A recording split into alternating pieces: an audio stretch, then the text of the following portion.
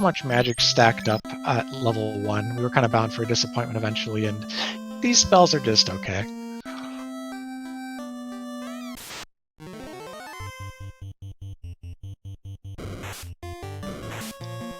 I am curious if already this early is a deliberate play on Leggy's part to keep that white mage down for shifting the experience gain around in her party. The white mage not being alive means the other members will each get about a third more experience than normal, and that could be a great way to level up and prepare for the end game if she decides that white mage isn't going to really contribute much the red mage isn't already doing.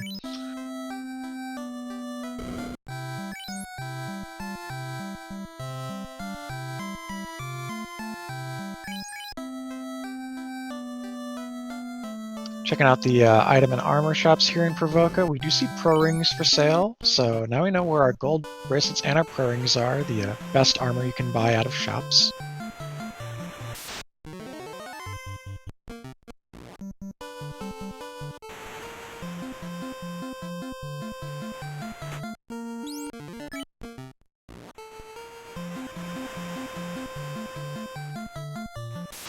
Gonna get a Matoya check over here from Leggy, but we're getting hung up a lot by these unrunnable shark and friends encounters on the ocean. Certainly not a friendly ocean encounter table either.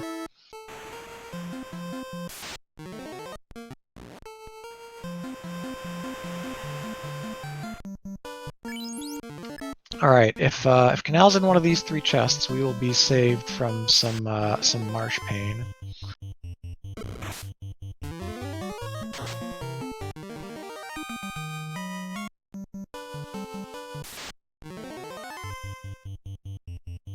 And we've got Quadex and Confuse in level 3 black, and we're coming up to check the level 3 white, and Invis 2 and Cure.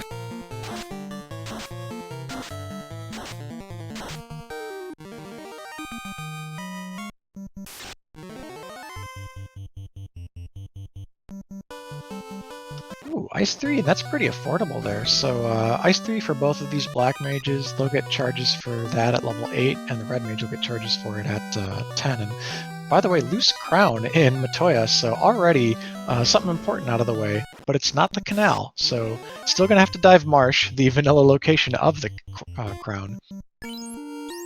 Unless that crown turns into a canoe, in which case the whole inner sea is our oyster.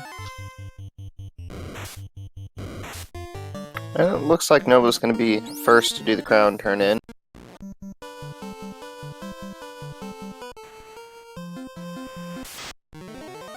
Yeah, the other interesting thing about the incentive flags, not just this week, but in the tournament overall, is that there will always be 2 loose items that are incentives when it is not the Chaos week. Chaos is week 6. All the other ones, 2 loose, plus the canal, so technically 3 loose. But we've already got one of those 2 out of the way.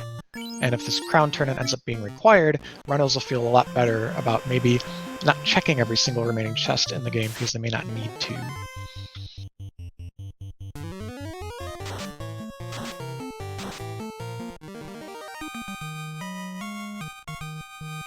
And we got Nova coming up to Astos, and he has the loot. Ooh, Hype's aggressively resetting that. So, where's he going? He's headed over to Dwarves. Oh, you know what? Both of them have not turned in the TNT yet. I thought we saw Hype's head left before. I really like this play, because you don't need the loot immediately, and there's no pre-red. Yeah, I think the main reason for me to keep the Astos fight there, even though it is a bit of a trek back, is just because it's worth, like 2,000 experience or something, maybe like 1,200. It'll get you a few levels and some gold, is the point. Like, it'll jump you up from 5 to 7 or so.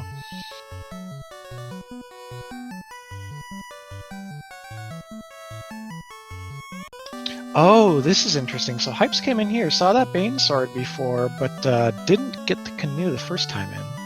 That's because we came here with the Adamant. That's right. Then we came back with the TNT. So all the Dwarf Fetch quests already out of the way, but we might be back a 3rd time once we have the key.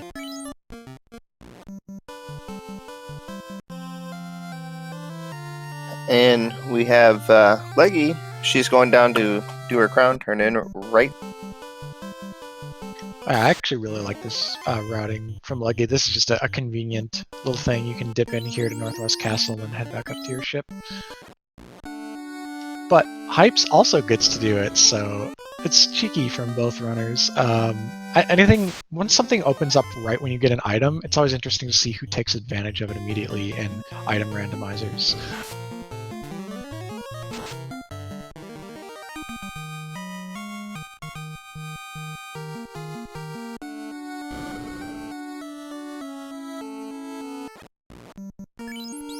Hype's lagging just a bit, but was fighting through a river encounter on the west side of the inner sea, which is something you almost never see. You don't spend a lot of time in those rivers usually.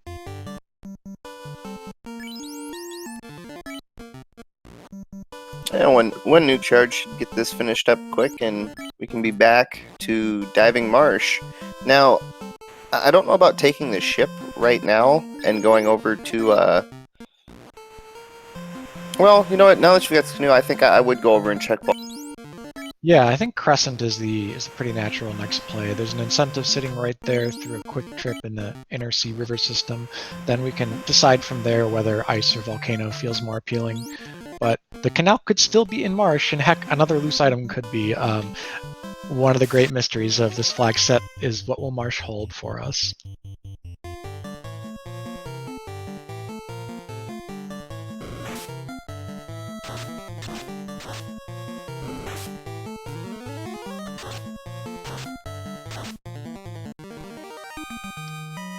Yep, Leggy's still committed to the white mage being down. I think we're going to see this for most of the game, unless there's some advantage turns back towards the white mage, or maybe just bringing it up as like kind of a meat shield against Kraken 1, that sort of thing.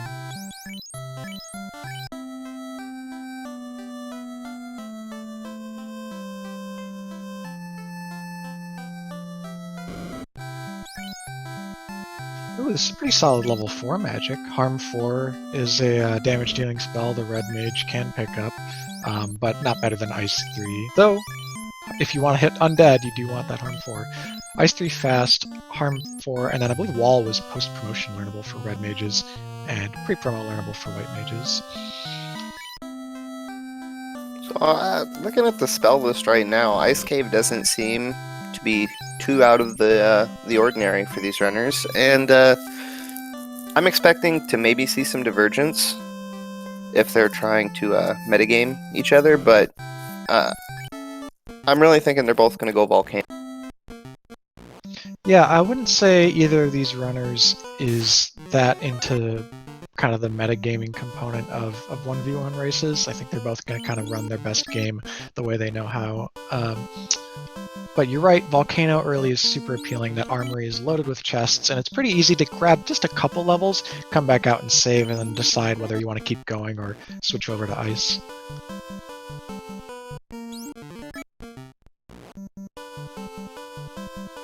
Man, really almost in lockstep here, except that Leggy gets an encounter. You love to see a race that's this close early. Runners have done the exact same things.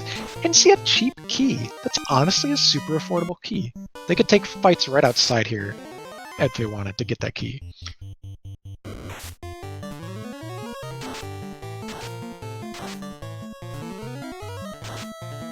Well, Leggy might actually have the gold for that key coming in. Yeah, she got a nice encounter with Peds, one of the best things to find in the area, but they actually both had about low 2000s gold and an herb. You taking that herb back?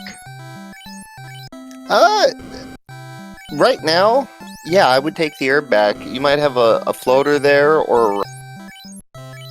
Yeah, absolutely. I think I would also take it back. It's... The prospect of floater just changes the whole game, right? Right now we're looking for a loose canal out of the entire contents of 3 dungeons, and if there's any way to skip that, you'd love to see it.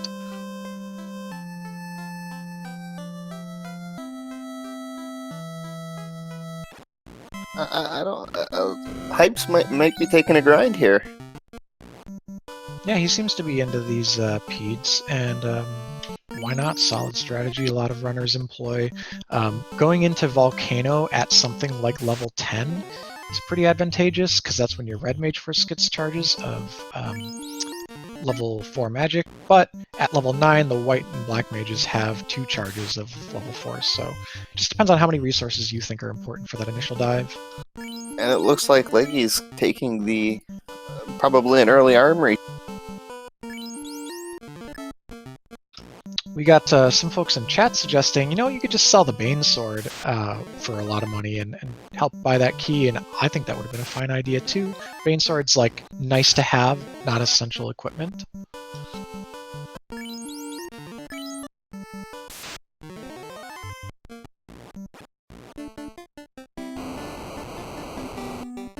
And we're going to get to see the armory check here.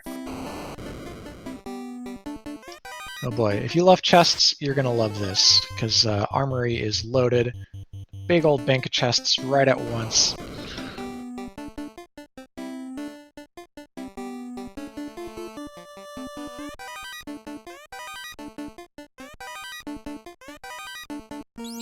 Flame shield already.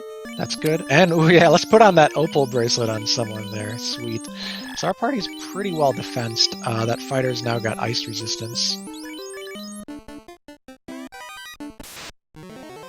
Oh, and a triple Ghastly trap tie. Wow. All right. Now we'll just see they have more than 326. That's our first data point. The fighter goes down, but honestly isn't the important member here. These other characters are the ones bringing the offense, and should probably be able to make it out alive with the resources and levels like he's got.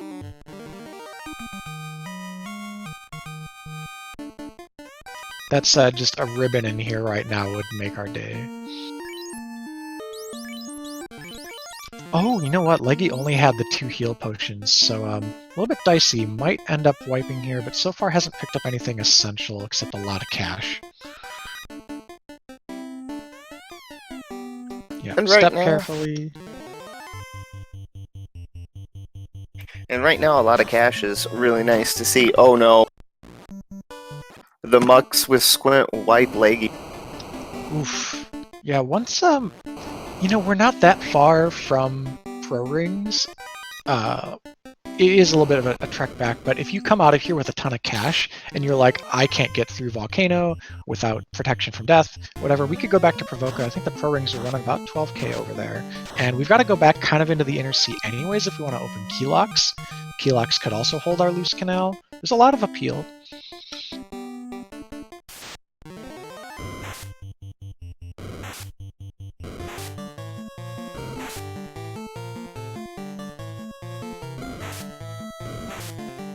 At least the Argoyles aren't too dangerous this time around. Yeah, they're an enemy. One of the reasons they end up feeling so dangerous, even in the randomizer, because in vanilla they got that fire too, but in the randomizer, they come in big packs. Anything that comes in big packs is scarier, and they have multiple hits, so they're always going to be hitting you 2-3 times, and if they roll a touch attack, like stun touch, it can be game over.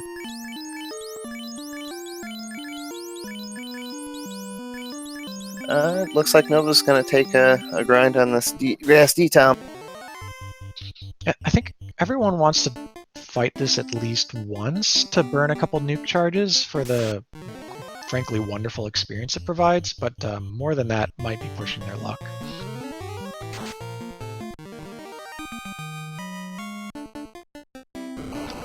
And speaking of not pushing luck, Leggy's heading back out, gonna save up and keep all that progress and gold. Ooh, but gotta get past this pack alive. Squint misses. Ooh, okay, just the red mage here. We're still fine. Good. This is. I believe she's gonna get out okay.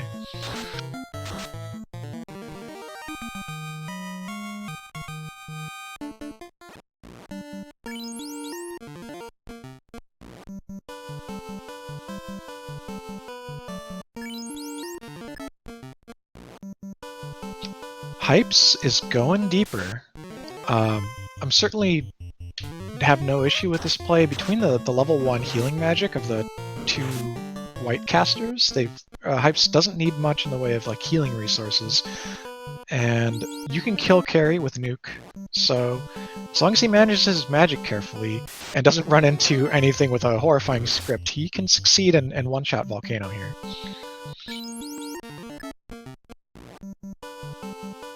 I do like this play. The early orb is nice to have. He's probably going to fold. Yeah, full clear is certainly not terrible here. There's no guarantee that herb turns that into anything. It's maybe like 1 in 10 to be floater right now, or 1 in 8 or something. While, if that canal's loose, you're still going to be full clearing all 3 of these first dungeons.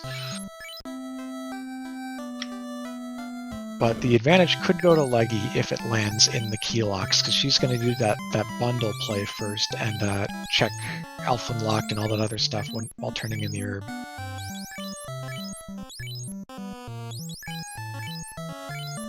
Now, with your vendor item already purchased, do you take a stack of houses with you? Oh yeah. In fact, do as I say, not as I do. Earlier today, when I was playing, I had the option to buy way more camping gear that I did. Like, I had gobs of money, and you really sometimes need 60 cabins and 20 houses to get through a run, just depending on how the encounter table goes. And Nova making it through down here to get a Sun Sword and a Pearl Ring, and hasn't seen the Muck encounter at all, and he won't for the rest. Yeah, they won't roll down here, but Pearl Ring's great regardless. A little bit extra protection on his White Mage, who's the only dedicated life caster right now.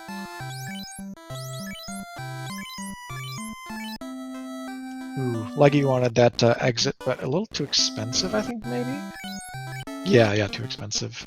Once we get to level 16, the White Mage will be able to cast exit, so maybe if you get a bunch of levels... Ooh, our Hydras have Stone Touch. Ew, gross. That is not good. It looked like Hypes had 1 soft in the inventory. I don't know if he found that earlier or if he bought it for preparation. And he skips a grind tile. We're going to play it safe there, but also actually not orphan 2 chests. So we're going to have to hope that nothing lands in either the top Agama chest or the vanilla Red Dragon chest.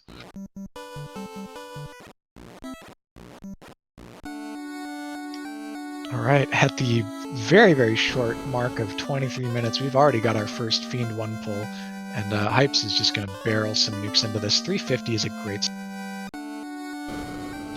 Carry not hitting hard, doesn't even one-shot the fighter, and we've already chunked Carry for about 550. And yes, I suppose chat points out that Hypes has some very humorous sprites. I think all of his bosses have a Windows theme to them.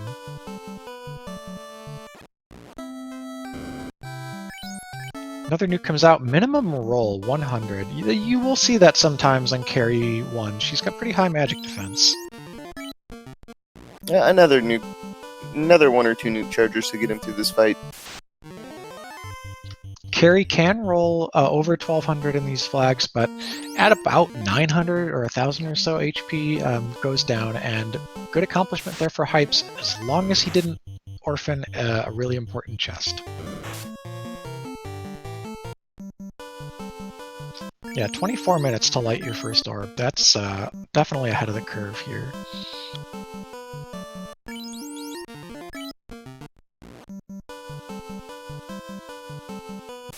And Leggy decides the full clear of Volcano is the next best play. She had a lot of choices on her plate. She cleared Elfin Locked, got an Oxyale for the herb turn-in, but didn't want to go back and do Canary Locked, Dwarves, and so forth. So still betting on the total chests here in Volcano, which are, I think, maybe the most or tied for the most of what's left. And now from here, Nova's got a few options. Do you go ice, knowing what you've seen in Volcano? I honestly think we really got to see someone do the key locks first. I would be punching those down as soon as I grab that key, especially since the herb pulls you back, because there's a lot of places you can clear for chests with free steps. You know, I don't want to go to a dungeon immediately if I don't have to, and it's, yeah, I don't know. Well, so we'll see. Ice would be a gamble. I don't think he has to make that right now. exit and warp are both at 6. Yeah, that's the other thing, is maybe both of these runners are thinking, I need to get those exit or warp charges before I go to ice, because doing 1 loop versus 2 loops is that much less time and it's that much less deadly.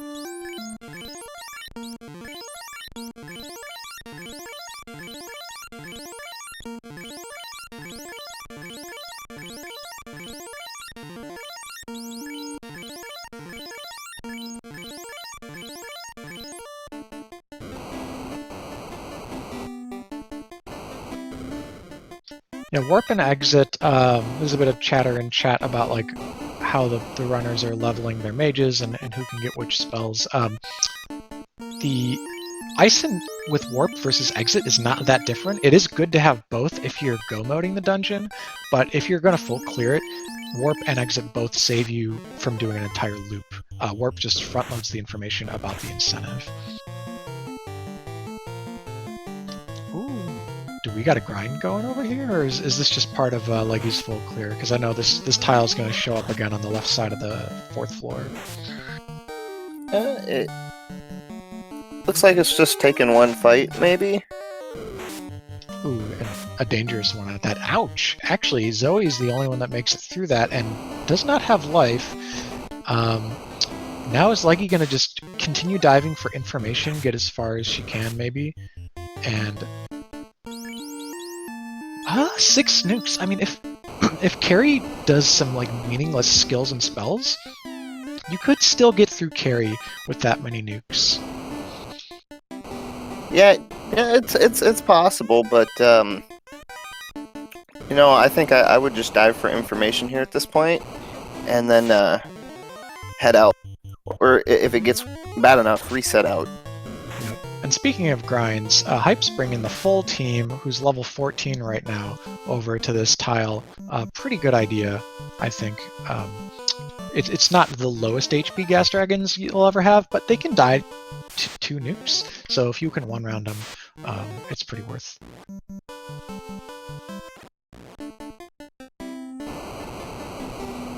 And it looks like Leggy's wiped out. Oh, Sphinxes have crack. Well, I guess it's better to see one of those out of an uncommon enemy, and you won't have to face them again, except maybe on the way to ordeals. It doesn't look like the gas dragons have any skills or spells on them. Yep, so they're just punching for like 100 plus a pop, but still distributed amongst your team, and with healing available, that's not too bad.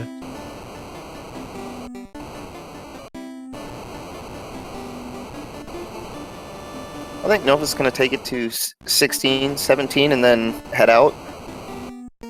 Yeah, I'd agree with that as well. A lot of strategic sort of things line up there. It's a really safe adventuring level. You can finish pretty much any dungeon in the game with that level and this magic. And as chat and both of us have pointed out, the exit and warp charge levels are critical right now.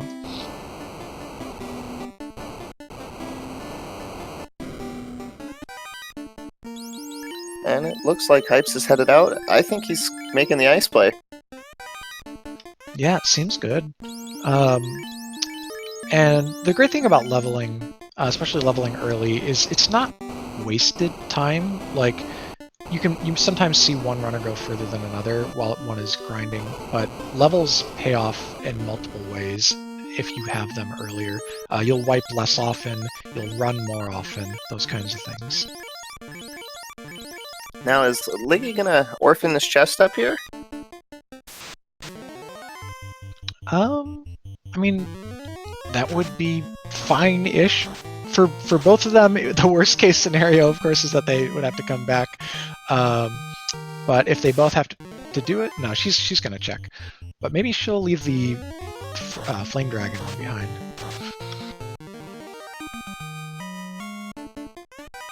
Oh, and it's the Vorpal, the game changer. Okay, I don't remember how much of Team Vorpal versus not Hype's Nova is. I don't think he'll care that much, though. As long as we pick up at least one other endgame weapon. But, hey, Vorpal's pretty solid, so slight advantage Leggy there for checking that chest.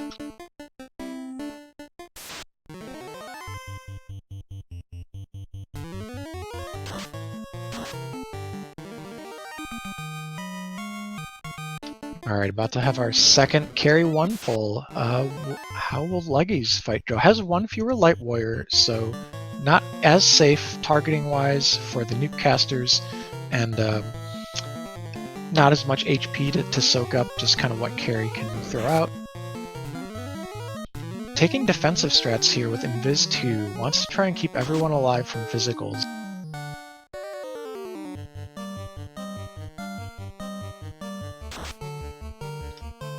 Sun Sword on the fighter doing respectable damage there, 6 hits, 78. Getting nukes in the mid-hundreds. Fighter, not only was the fighter cured to full, Cure 4 cured that darkness status, which is a little relevant here, or would have been if... Oh, forget that! We've got Blaze! And, oh, the bottom 2 characters didn't have fire element protection. Heck, I don't even think the fighter did. This is suddenly real bad. We're gonna desperately need to get some nukes off. But we're opting for the Cure 4 strat, so trying to hang in there and melee out carry, which is definitely a good way to go too. The fighter's consistently doing about 75 to 125. Okay, the punches from carry have slowed down. The party seems stable here. Looks like we're gonna get a victory. And finally, carry 1 goes down. Leggy Starscream lights her first orb at the 32-minute mark.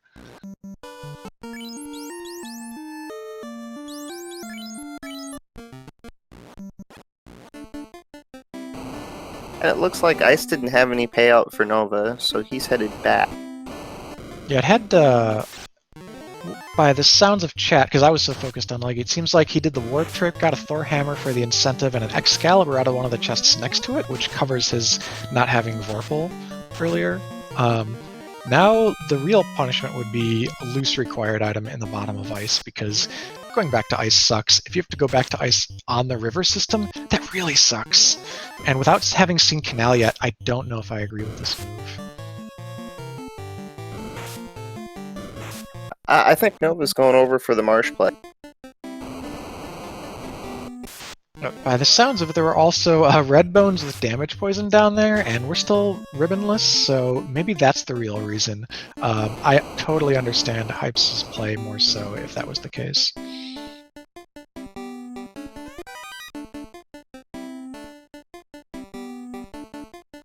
Leggy doing floor 1 volcano hairpin chests. Not sure if we saw these checks from Hypes. They are a bit slow as far as chests per minute go, but another one of those locations you can easily orphan.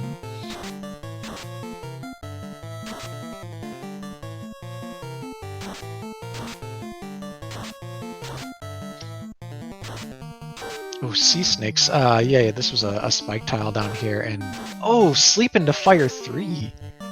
Oof. That is just trying to... Oh, and into Thunder. Well, thankfully, for now, we don't have to do that, right? Provided the Canal is not in that specific chest. Leggy really wants to know, though, so she's headed back in. Because any one of these can be the Canal. And as chat points out, Sea Shrine is going to suck unless we get some elemental protection pronto. And it looks like Nova's going for the key locked in Astos Castle, and then probably head up to Dwarves and do that. Great, great. And he'll get to see some tiles here, though. Having already ground the levels on the Gas Dragons, he doesn't need to sit in too many other places for levels the rest of the game. In fact, he didn't even want to check those. Just in, out, take his gold, and go.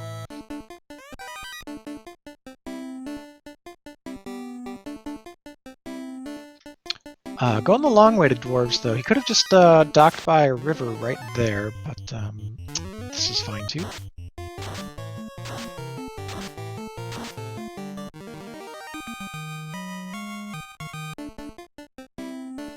Alright, Leggy, it's gonna be Sea Snake Palooza Take 2 once we get past these P.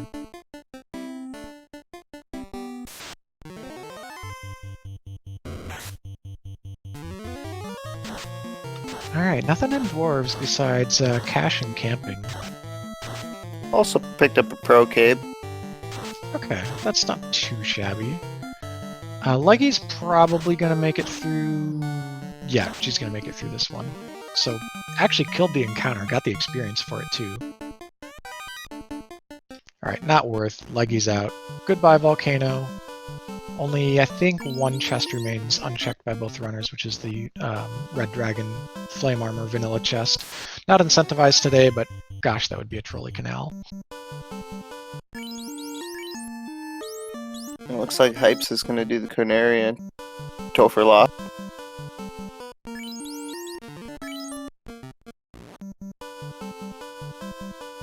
Ice Armor, you love to see that, especially since we had a Flame Shield early, if I'm not mistaken. And then Ice Armor plus Flame Shield would combine for 2 really key resistances on the fighter, protect us from a lot of that stuff we've seen already. That is a wonderful thing to see early. Ooh, a Grey Worm trap tile. That's another good grindable tile. Yeah, Grey Worms aren't great as far as their like HP time to kill to their experience ratio, and when they have Glare, you're noping out of there faster than heck.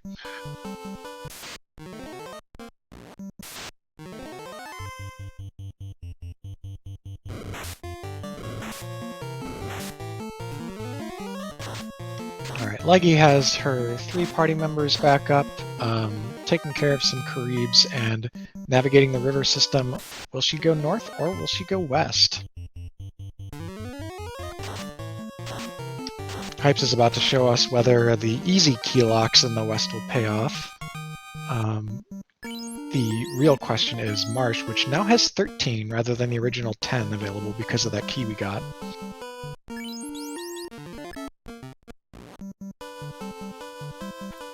And it's looking like a Marsh dive. Oh, he didn't save all the way from ice. What? Oh no, Hypes, did he not have camping gear? Wait, or did he do that deliberately? I think he did it deliberately. Oh my god, that's some galaxy brain right there. He went out, checked all the key locks, so as long as it's not in Marsh, and like this ice cave is actually required, hats off. 600 IQ played. Wow. Now, you can argue that the time spent going either direction may have been different depending on how you play the encounter table and how often you save and stuff, but that's a long ways to get back to for free immediately, because he found nothing of value in those key locks. Like, not stuff that you desperately need anyways. Ooh, and there's a pack of bad men at the bottom. Oh, on that tile too. There are some folks in the community who aren't as big of fans of having such wild formations on these spike tiles, and Badman is one of the notorious packs. You can roll 9, they can have 600 HP, they can ambush you, deal 125 a hit. Just nothing good about that tile.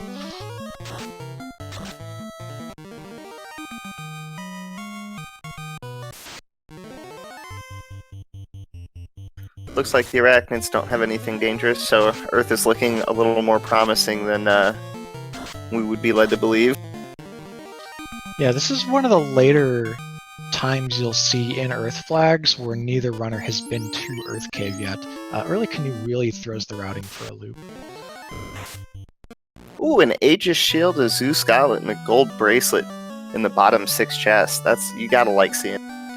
Yeah, Hype's got more value out of that 6 bank of chests than the entirety of the key locks out west.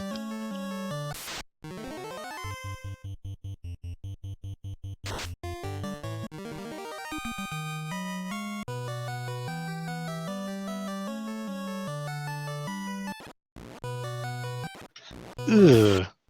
Okay, so stone poison on the red bones. I misread chat earlier. I thought it was damage poison. Both kinds are bad, especially if you're not packing softs, which are something that a lot of people don't think to stack up early. And sorcerers, they don't have their vanilla death touch, but they have stun touch, which is still pretty nasty here. Yeah, we're stun locked. We'll need to hopefully roll our way out of this. Thankfully, Nova's back up. At least they don't hit very hard even when you're stunned. That's kind of a small... Yeah, no script, and There we go. Now let's get that Zeus Gauntlet up to the fighter, maybe down to the White Mage. Give some member who doesn't have AoE something to do right now. Yeah, there we go. No soft potions, it looks like. So just gonna truck it out of here with 2 characters.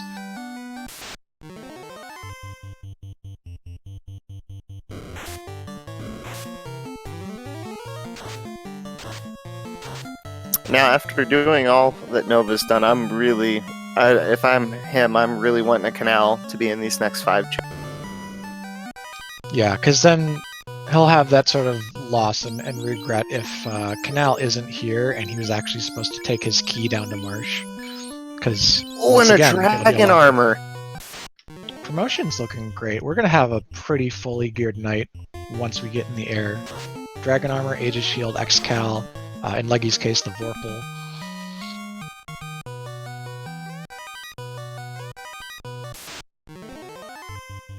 The equipment is just so good right now.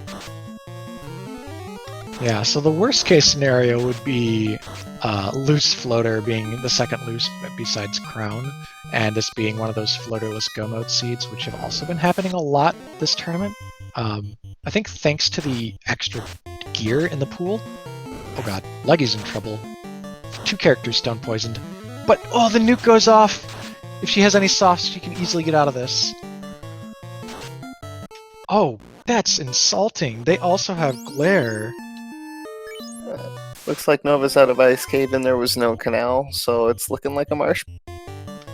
So, if Leggy realizes that this is just a fraught dive into Ice Cave, she wouldn't really truly be missing anything. Like, yeah, the Night Gear sucks, but it's not irreplaceable. A ribbon and like Opal Armor and Opal Shield is the same as Dragon Armor and Aegis Shield. So maybe she gets turned away one more time and decides, you know what, maybe I'm behind, it's time to go back out and then try Marsh.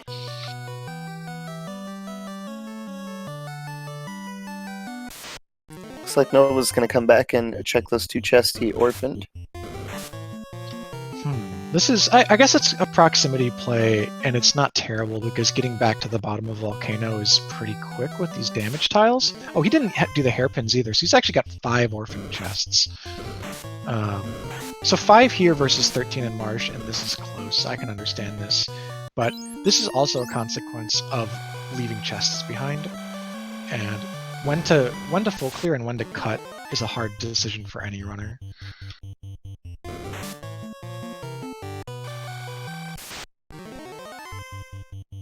The snakes also have Stare. That is not a fun pack to run into at all. Leggy showed us the right side spike tile there before the drop down, which was Zombie Dragons. Pretty good one. Then actually gets us an ambush, or a reverse ambush, or surprise, that's what I'm looking for, on the Badmen. So doesn't have to worry at all about that fight. Booking it through here to go check the incentive. And without exit or warp, she has to make a second loop anyways, so she might really want this information. See what's in the box, and then you'll know the contents of every chest in the dungeon. You can decide whether it's worth trying again for the Aegis Shield and that stuff, or just leave the dungeon behind.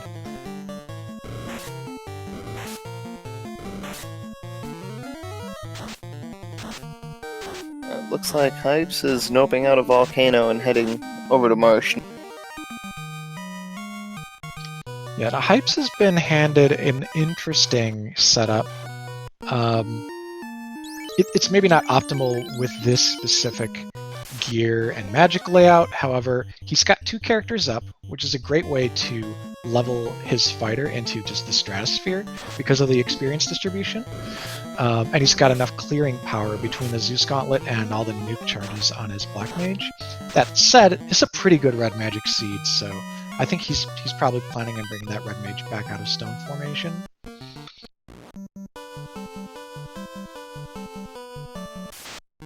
And I don't think there were any softs over in Elfland either. He might run back up to Corneria to get some. Yeah, I mean, if the encounter table on the ocean isn't too bad, because the encounter rate there is pretty low, sailing between Elfland and Corneria isn't much of a big deal. No, a real great thing. I'd love to see Hypes leave his White Mage stoned, and then keep it stoned for like most of the rest of the game, because then you can always unstone in like TOFR for an emergency life cast, or to, you know, play against Kraken, that sort of thing.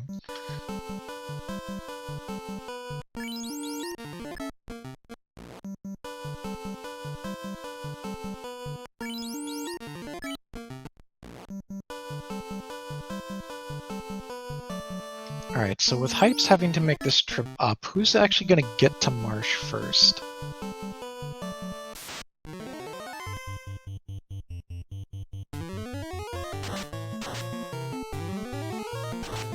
Looks like Hypes. Oh, he's recollecting his Oxale, yeah, because he reset the whole inner sea the last time he was here.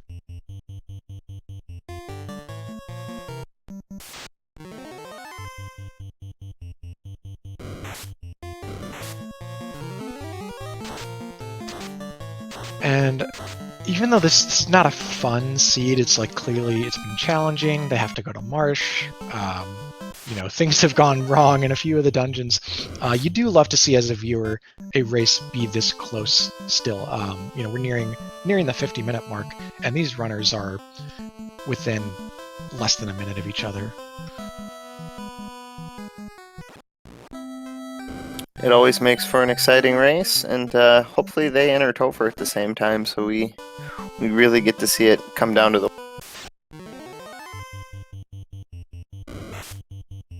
These Scorpions over here, giving Leggy the business. Those are an Encounter 8 that recently reappeared. Don't see those too often.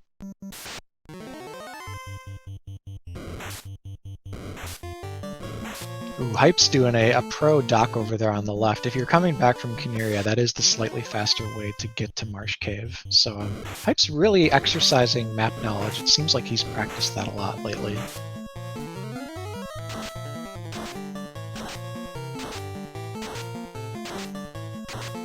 Now, knowing how the seed has been so far, do you check? Do you abandon key lock first, or do you head straight to key lock from the bottom side of?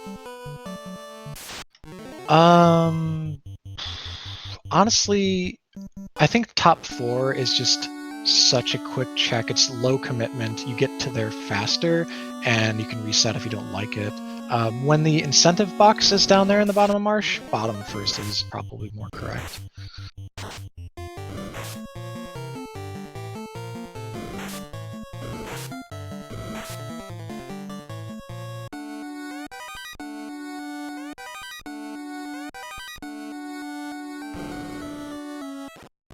I did forget, however, that Leggy hadn't been to these key locks yet, so she's also putting off Marsh, which does mean Hypes is, I don't know, a couple more minutes ahead, maybe like 2 more minutes. Just because of the wipes Leggy took in Volcano and Ice. Oh, and it's on top of Marsh. Ooh, that's convenient. Skip bottom of Marsh unless we have to come back later for some kind of ungodly, you know, loose, maybe a loose cube down there in the key locks. That would make it interesting. As far as routing goes, it's really going to open up. Oh yeah, this canal busts the game wide open. Not only can we escape the inner sea, but we've got the Earth incentive is on the table with exit. I don't think it's going to be what they do right away, but it's there. You just can't finish Earth unless you get the rod immediately in the vampire chest. Yeah, you know, I would, right now at this point, I'm thinking ordeals to waterfall and then up to Earth. Yep, and Hypes is thinking the same thing, while Leggy's going to catch up. Should have that canal in hand soon and burn off maybe one of these bad encounters. No, she actually just burned off a bunch of free steps. Looking for something. Maybe there's like a back-to-back she doesn't like in the encounter table she wanted out of the way. Or maybe this like 5th or so run is pretty long and she already researched that earlier. She's getting all the way to the top without a fight, so that's good encounter minute on her part.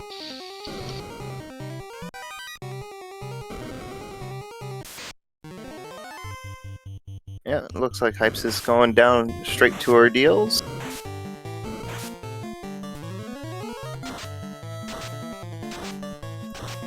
And Leggy's going to be getting her canal here soon. Now, this will be interesting to see what the route diversions is. Yeah, I think best case scenario for either runner would be something like you get, I don't know, a fetch quest or whatever in Ordeals, so you don't leave immediately. You go over to Waterfall and see, and you either get your second loose or you find a floater or something like that, and maybe just clear Sea Shrine, beat it all in one go. And if you get your second loose, you don't even have to do mermaids.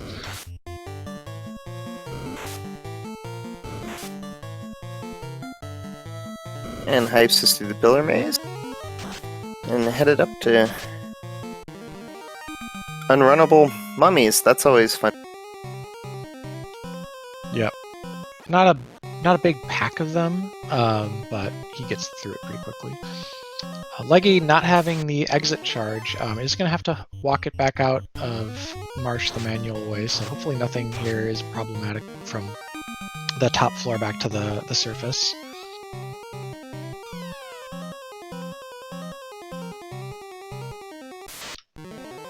You saw Nova taking advantage of the spell Warp, which has just so much utility in this game. It's not just for leaving dungeons, it's also for tricks like we saw in Ice Cave, and in the Ordeals Pillar Maze, you can undo a bad random pillar and go try a different one.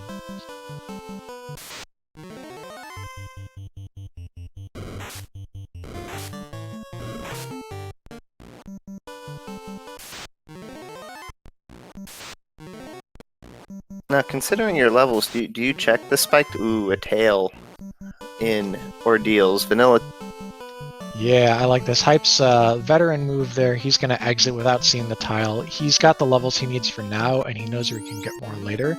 Don't risk stepping on that and wiping to Red Ankylos that ambush you.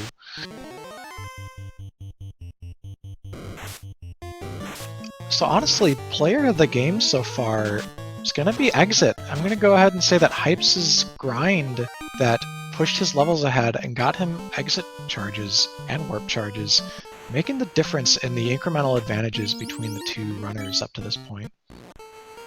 Well, it saves you so many steps. And he's just using it to full advantage every time he gets the... Alright, looks like Leggy wants to pick up some camping gear here, maybe some heal pots. Kinnear's really got everything you'd want today, even cheap houses.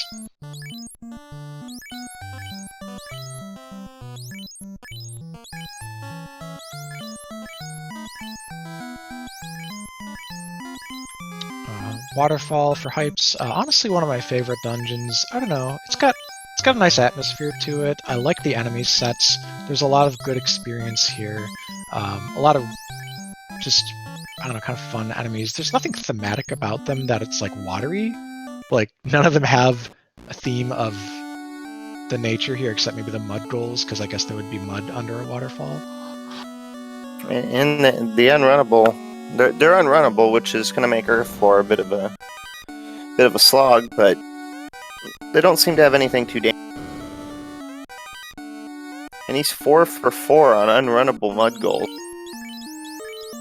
Alright, so Leggy's keeping this ice armor. I don't know if Hypes is ever going to go back for it. I believe he did escape ice with the dragon armor and so forth in tow. And regardless, that's a pretty good outfit. It's just Leggy's got the pre-promotion stuff, and Hypes has got the post-promotion stuff.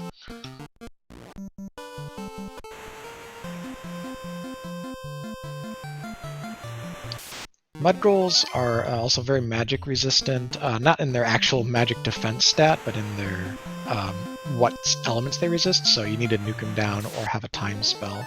But we did find a nice grind tile, maybe not to spend too long on now, but these Gurmaduces, it's a lot per enemy, and they spawn a lot of enemies on those formations.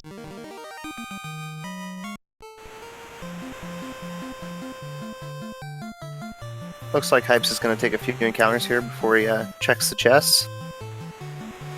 Yeah, but we did get the robot. Sorry, we got the rod from the robot. So that'll let Hypes one-shot Earth and not have to worry about double dipping or gambling on a rod being down there. Yeah, I don't mind spending a few levels here too. You'll probably get most of the levels for the rest of the way from walking towards the end, and there are a lot of dungeons left, but bursting them out now means you can run for more things in Sky Castle later, for example.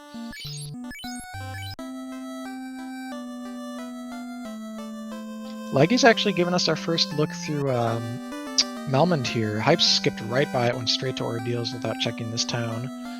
Leggy also translates for Slab, which, as long as you don't forget about it, is a good play to route in pre-airship, so you don't have to make a second trip over to Melmond.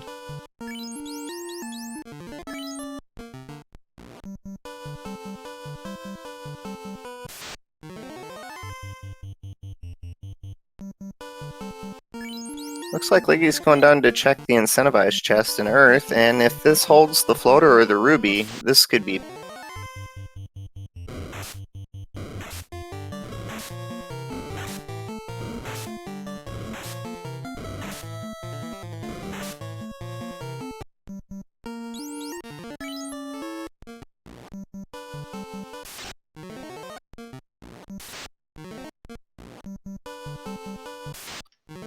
Alright, so how high is Hype's going to take this? He definitely doesn't need to be here long, though I think one thing he's been practicing and focusing on changing lately is getting, making his end game safer. So this is putting points in the bank towards that end game and not wiping a Topher. Meanwhile, Leggy is gambling on the Earth incentive. This could still be a great play if this is Floater. If this is Floater, she comes out of here, she can get in the air and steal an advantage of time back, then just grab the rod from Waterfall, come back later. It wouldn't be the worst.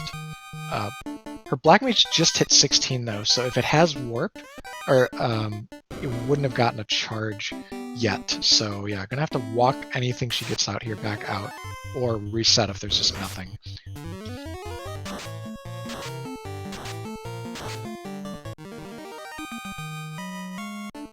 Looks like Hype's... It looks like Nova's going to check probably Mermaid. Yeah, I could see either or. Going left side, full clear into killing Kraken is sometimes considered the better play because you know you have to do Kraken and get that orb, and if you pick up the item on the left, you save yourself a whole check, like a loose item. But Mermaids is the safer play because one of the floors has no encounters.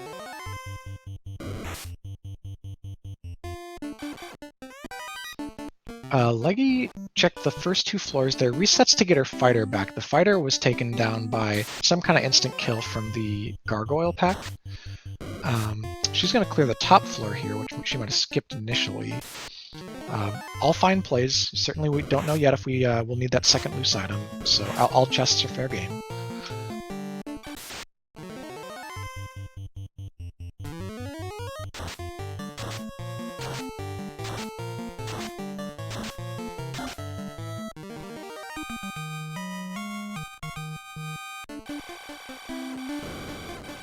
Oh man, the sea snakes are just going to terrorize us. As far as I'm aware, we have not seen a ribbon anywhere for either runner yet.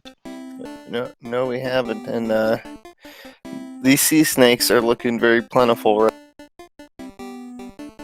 It's just insult to injury that they mute you first sometimes, so you're trying to get away, you're muted, so you can't even have the option of killing them to get out of the battle.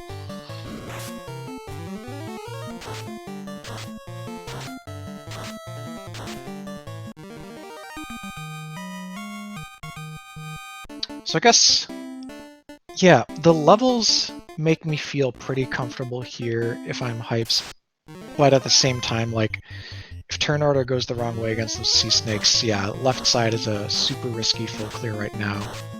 Just with that pack in mind, it might have been worth saving this for go mode.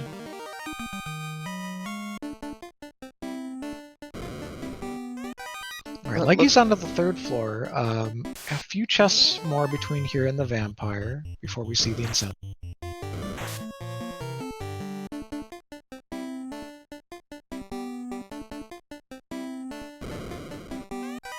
Looks like Leggy's gonna orphan the chest back there.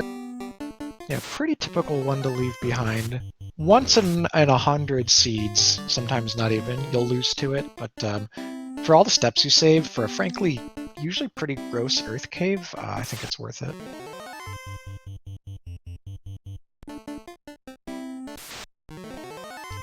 French vanilla light axe there for Hype's Nova. There's, I think, one in each of left side and right side C in vanilla. Blue dragon tile, surprises, gets away.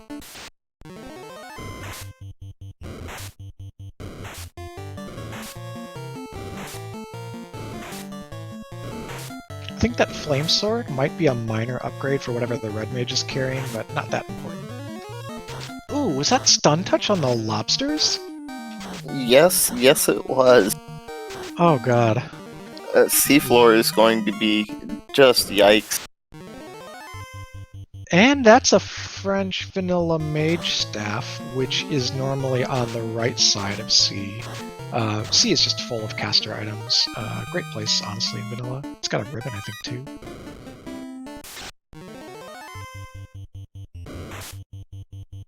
And a nice easy trap tile. And Shirk native. Alright, Leggy's going to put a stake through the heart of the vampire here. Vampire is slain, the evil is undone, and what's our reward? Ooh, the menu.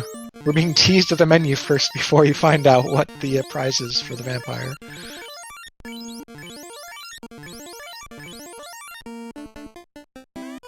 Ruby! That's pretty good. It's also vanilla. Yeah, but there's been quite a few vanilla items this seed. But the great news about that, so in this flag set, we've got a more modern convention of the randomizer, which is the idea of the Titan's Trove. The Titan's actually moved from its original position to fully block the Titan's tunnel from both the west and east entrances at a choke point, and then it's also incentivized, so of the 4 chests down there, one of them can be our incentive item pool. Well, it turns out, if you're not in the air yet, when you walk west, that opens up 2 incentives, the Ruby lock and the Sarda item. So really good odds here for Leggy to pull out a floater, because Hypes went the other way and doesn't have one. No, he's seeing nothing on the left side here. I'm thinking after he clears Kraken, he's going to immediately go into Merc. Yeah, and I think that would be the right call too. Still pretty far from go mode. Still 1 loose item out there.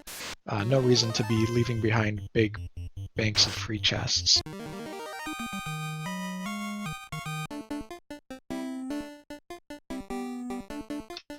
And at the hour 3 mark, we have our second Fiend 1 pull, with Hypes taking on the Windows mouse pointer. This is actually Kraken. So Kraken, the normal Fiend here in the Sea Shrine, terminated in 1 round from nukes, thank you. Paper thin. Yeah, but can be scary with 8 hits in vanilla.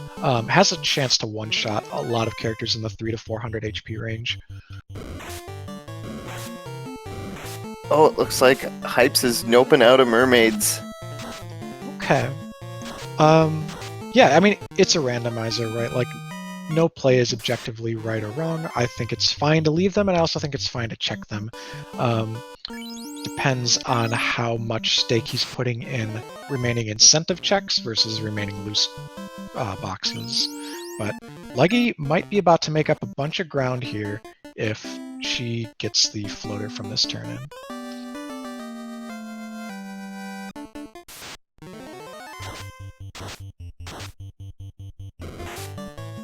Yeah, as a viewer, it's a beautiful thing to watch these flags play out because we get to see route diversions, we get to see more of the game covered by each runner earlier and see just the major ramifications of going in different directions and how they come back and converge later.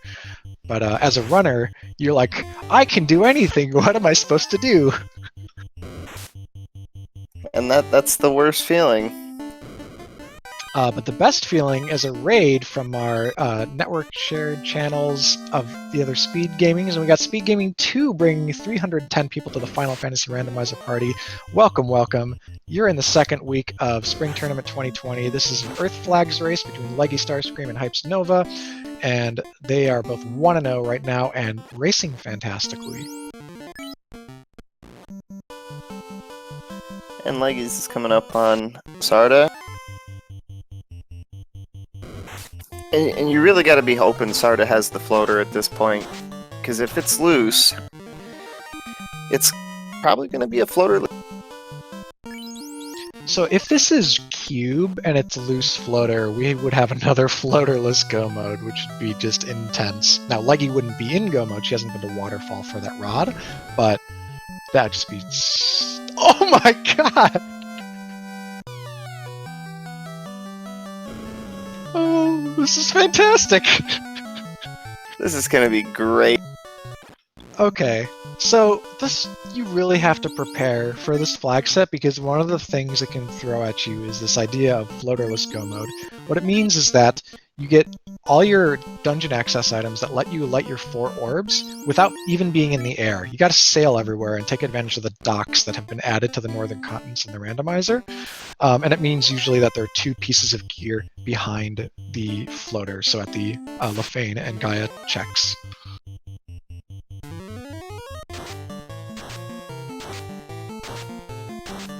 And I gotta think, if floaters and mermaids, you might not see either runner ever get it.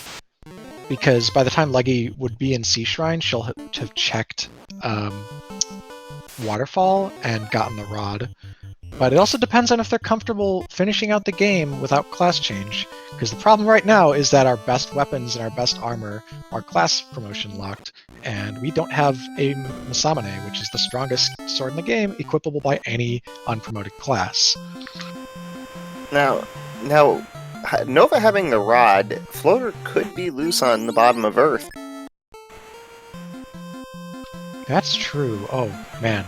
That would actually catapult Hypes back, not back in front, but rather into a kind of commanding lead if he found the floater down here. I think that's what I enjoy most about the randomizer. You can make all the right plays, and the item you want is loose, and you just happen to full clear a dungeon. And it has it, and the other person has decided to orphan it. It can really change the dynamics of the race really quick. Yep. Now, our floater could be in Bottom of Marsh. Our floater could be in the one chest they both skipped in Volcano.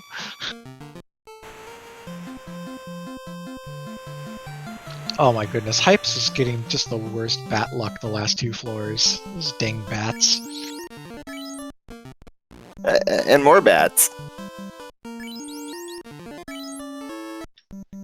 Gotta pay the bat toll. Alright, yeah, Leggy, she knows exactly where this long run is and how many encounters to burn off, it looks like. She's gonna manipulate that, get a great setup for going into ordeals, and not be interrupted while she's handling the pillar maze.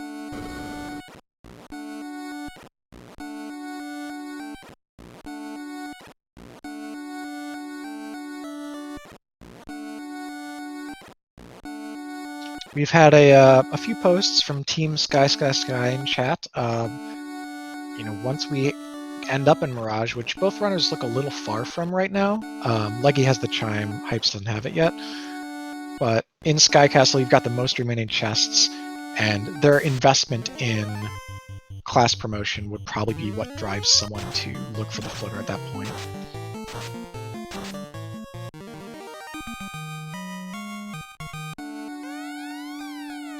Leggy checks the air, finds nothing here. It looks like Nova's going for the full clear of Earth. And I kind of agree with this at the point. You don't have any ribbons yet. You don't have the mask. Yeah, ribbons would be a game changer for sure.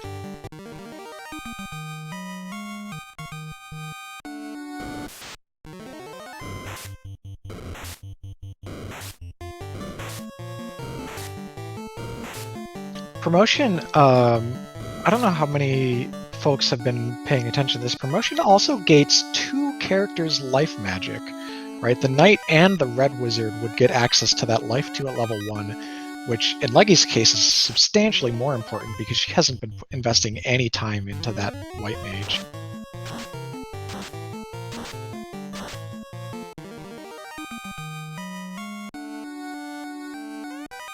And I think that gives Nova an advantage because he's kept his white mage up the whole time. Yeah, between that and the levels, Nova would be better prepared for Topher if they were to arrive sort of on the same schedule.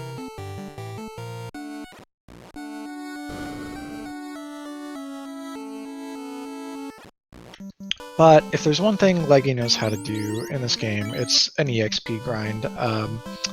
We've played in a lot of the same tournaments together on Rec Summer Vacation last year, Chaos Rush before that, and I think when she sees that Grimmedusa tile, she'll be tempted too.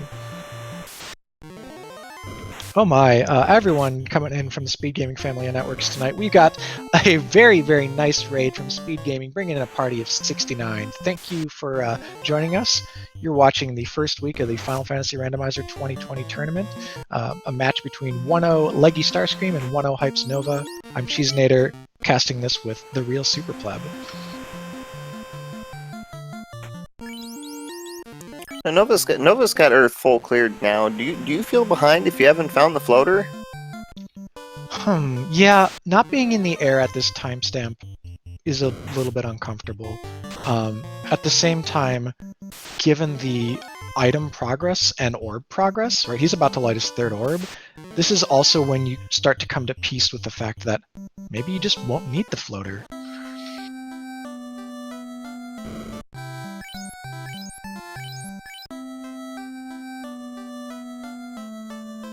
And Nova 1 turns the Internet Explorer eye, lighting his third orb at an hour and 12 minutes in. Yeah, the fortune of Hype's routing of having done Waterfall first to get his rod, only had to do Earth once. That on top of the things we were referring to earlier with the exit and warp strategies, have let him build up a good chunk of a lead. And yet the way that these two play out their endgame could be so influential. Who digs more boxes? Who cares enough to look for promotion? And then does promotion make the difference in surviving Temple of Fiends? Are all questions that remain to be answered.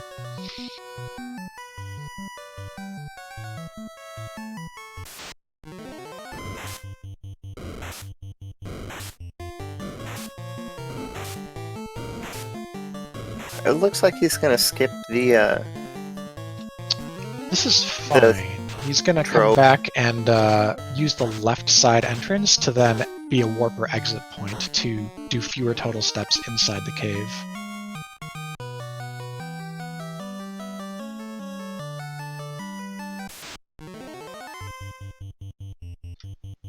Basically, this way you're trading a couple steps going up versus the entire trip back up from the bottom. So not a huge optimization, but sometimes it can save you an encounter or two.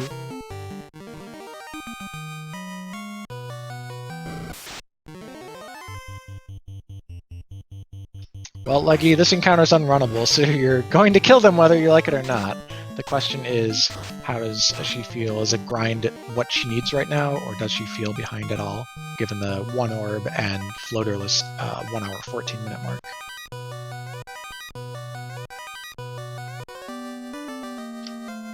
And of course the sinking feeling when you get the rod after having done Earth before.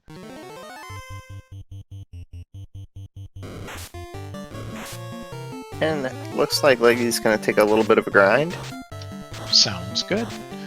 Grimmedusa's low HP on average, high EXP yield, large pack encounters.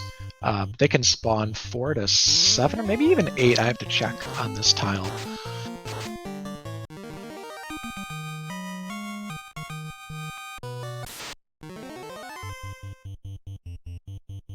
Alright, Hype's booking it across the ocean. Is he sailing to Sky? Probably is, because all the other Fiend dungeons are out of the way, and Marsh Bottom is the only other chunk of things he has left, and that's not very appealing. So... hang on, he's going west. He might be gambling on the, Nope. Nope. Okay, so Mermaid's being totally left behind. He's going to Sky the long way. We'll be there in a minute, and Sky's the last required dungeon, so whether or not you find anything you need there, You definitely find the orb you need.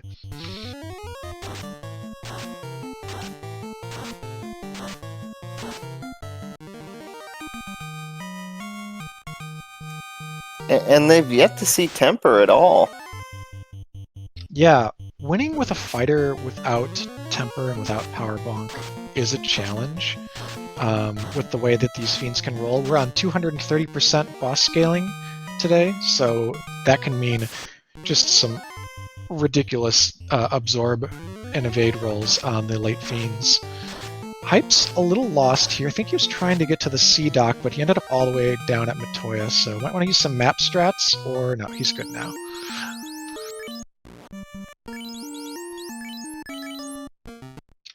Yeah, but if there's one thing these flags will teach you as a newer runner, it's how to route the map by sea and take advantage of the randomizer's new docks. Well, not new, but, you know, the non-vanilla docks.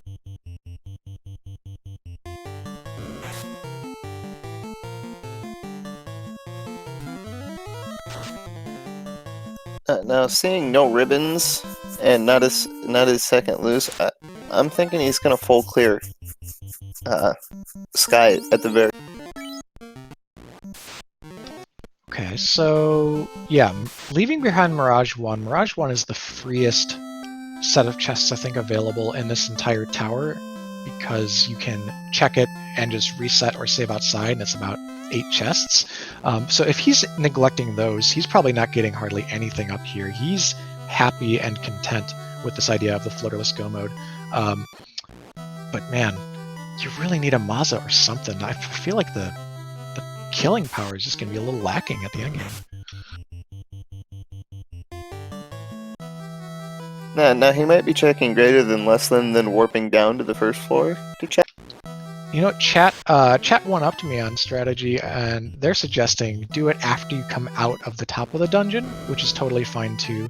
But I think if you're looking specifically for things like Ribbon and Maza, you'd actually rather have them earlier. So I guess either or.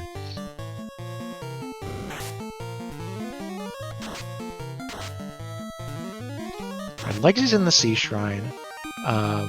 Believe this is... Yeah, so she's full clearing left. Or maybe go moding left? No, full clear, okay. So I like this play from her. She'll see the same things Hypes did, but you're missing some really crucial stuff right now, so I wouldn't be comfortable finishing the game with exactly either of their gear and levels. Neither would I, but it looks like he's gonna get the right side of Sky 1 here with its 5 chests, and then probably warp back and go. Yeah, this is another one of those moments of utility. We were talking about ways to make dungeons faster earlier with warp, or get through mazes, but you can also check remote portions of floors that have chests, then warp back to a point which is closer to how to progress. And so that'll save a few steps on this floor if he does it.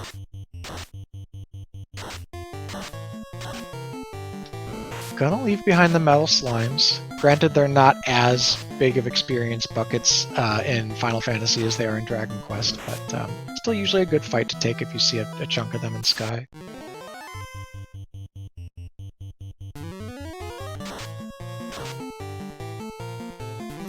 Oh, he's headed in the rough part of the encounter table here. Bad and unrunnable airs and Gurnagas. That can be nasty. Yeah, this shouldn't be too bad because of his magic, but when you have to physical down airs, if they can roll max evade on these flags, and that's not a good time. Leggy's stunned and muted across the board practically, but survived that big seafood pack and is making her way towards Kraken. Pipes?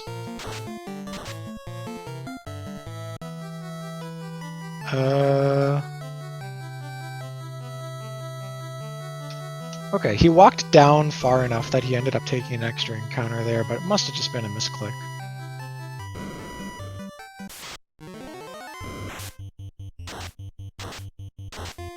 Alright, now how much of Spider Floor does he clear? Immediately guns it to the right side. There are 2 chests inside here, though it's not the fastest of the 2 chest banks you can look at.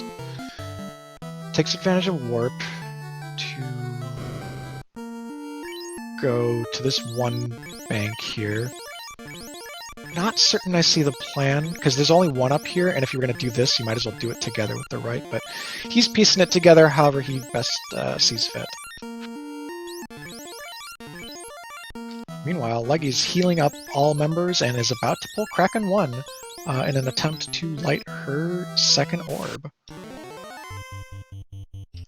Leads off with Fast on the Fighter. Fighter's gonna just swing, and we're gonna Invis 2 to protect ourselves from those big nasty Kraken physicals. So setting up it very much in the form of a traditional boss fight, respecting it, and the Black Mage did its job. Cast fast, took a hit. The Red Mage also did its job, sort of. We've gotta get through here with physical hits. Thankfully, Kraken rolled low, as we know today, and Leggy's fine, the fighter survives. And that's the second orb at 1 hour 21 minutes. While Hype's Nova picks up a white shirt in the right side of Sky 3. That's always a nice item to find, and 4-pack our Hydras with Stone Touch. Oh goodness, they're back to haunt us. We last saw that in Volcano. Oh, the loose item is a crystal up in the sky, the third floor, top bank of 4 chests. We know that that will lead to our floater, because there's nothing else it can be at this point. And honestly, it's not even the most inconvenient turn-in from where we are. You can sail back to Matoya from here, pretty short trip, and then sail around the edge of the map to get to the dock. And like, yeah, you could go into Temple of Fiends from Matoya, but you'd rather promote. You'd much rather promote. So we should probably see Hypes do that, and it'll depend if Leggy matches this Sky 3 full clear or not. And this is going to look like a ribbonless Topher dive if he's not going to dig any more chests. You can see it, I think. If you're promoting, you get the Dragon and Aegis plus Pro Rings. No, you don't have perfect defense, but you have decent amount of survivability, and that Knight can learn Life 2. You would just need to put a few more levels on it after promoting to get the charges. That said, yeah, if Leggy comes up, like, there aren't a lot of chests left in the game. If Leggy comes up with like 2 ribbons from Mermaid's side, that would also be an advantage on her side.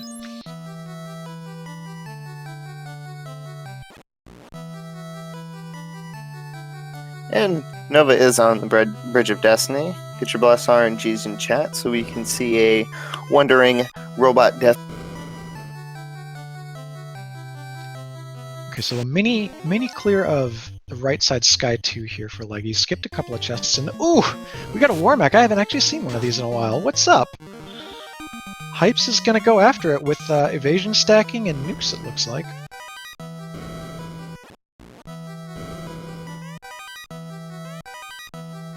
Ooh, meanwhile Leggy finds a ribbon. But we got these nukes going off. They rolled pretty low this round. We're still okay though. Gonna evasion stack a little bit more. Keep the nukes rolling in. Oh, and 2 hits for 2 damage. Yeah, I don't think we're getting there with physicals from the fighter right now. That's just kind of a preview of how weak us unpromoted fighter would be in TOFR without the power bonk.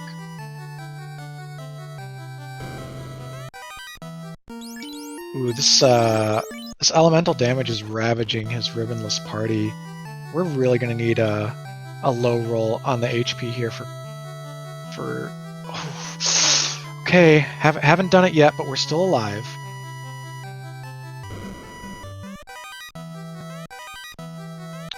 Oh, we didn't fast the first round. Okay, so we were missing a little bit of damage over time on the fighter. Lit 3 wipes the Black Mage, so it's down to physicals. We gotta keep ourselves alive. And the red... Survival! He runs and he gets away! So Hypes Nova does not lose the dive, says goodbye to the robot chicken. Oh, he gets him again! Goodbye to the robot chicken again! So... Woo!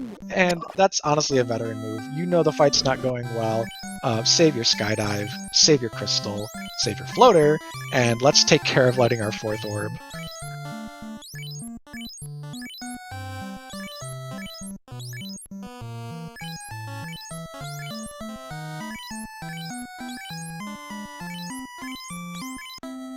Hypes? Hypes, please. Bane Strats is looking like what he's got left in the tank. Trying to poison smoke out this piece of notepad paper, which is actually our 4th fiend, Tiamat. Yeah. I'm just like staring at this thing. It's like it's talking to us. Kill me, please. Maybe it's just a friendly notepad asking for help. It's being abused. So Leggy makes it out of the Sea Shrine area, has full cleared that continent of the world, has her Go Mode items and 2 orbs. Maybe, in fact, probably goes to Sky here. It's gonna save that Earth bottom for last, and yeah, it'll depend if she checks the top bank in the last floor. And also look at that, the White Mage is alive. Hello, White Mage. This might be Leggy coming to grips with the idea of going to TOFR without promotion and needing a life caster. Hypes has not been able to land a Bane here on Tiamat, so getting there the hard way thanks to having used up so many nuke charges initially on that war mech. Well, he's only got 2 tries left. I mean, the fighter will eventually get there, and stress on eventually, because we're not hitting for a lot of damage. Looks like Tiamat's got a lot of fire too, and lightning spells. Not a lot of attack coming out of Tiamat. Does someone still have that Bane sword? Did he ever sell it? We've had a Bane sword since the beginning of the game.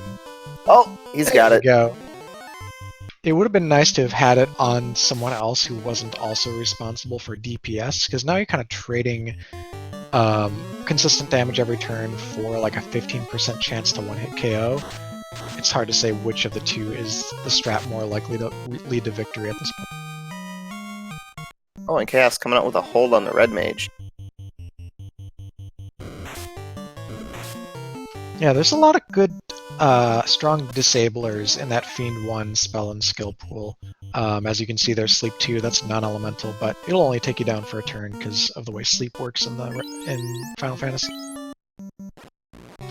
Long fight here, given Leggy some time to catch up between the War Mech initiative and the Tier 1 Epic here.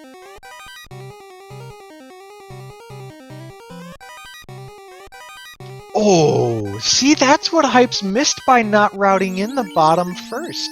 The Masamune, I can't even say that. Masamune, if you're pronouncing it Japanese, Mazmune, if you're pronouncing it the way it's spelled on the NES, is the strongest sword in the game. Leggy's got it. It's pre-promotion equipable. She has a route to victory and a route to a much, much faster sky clear.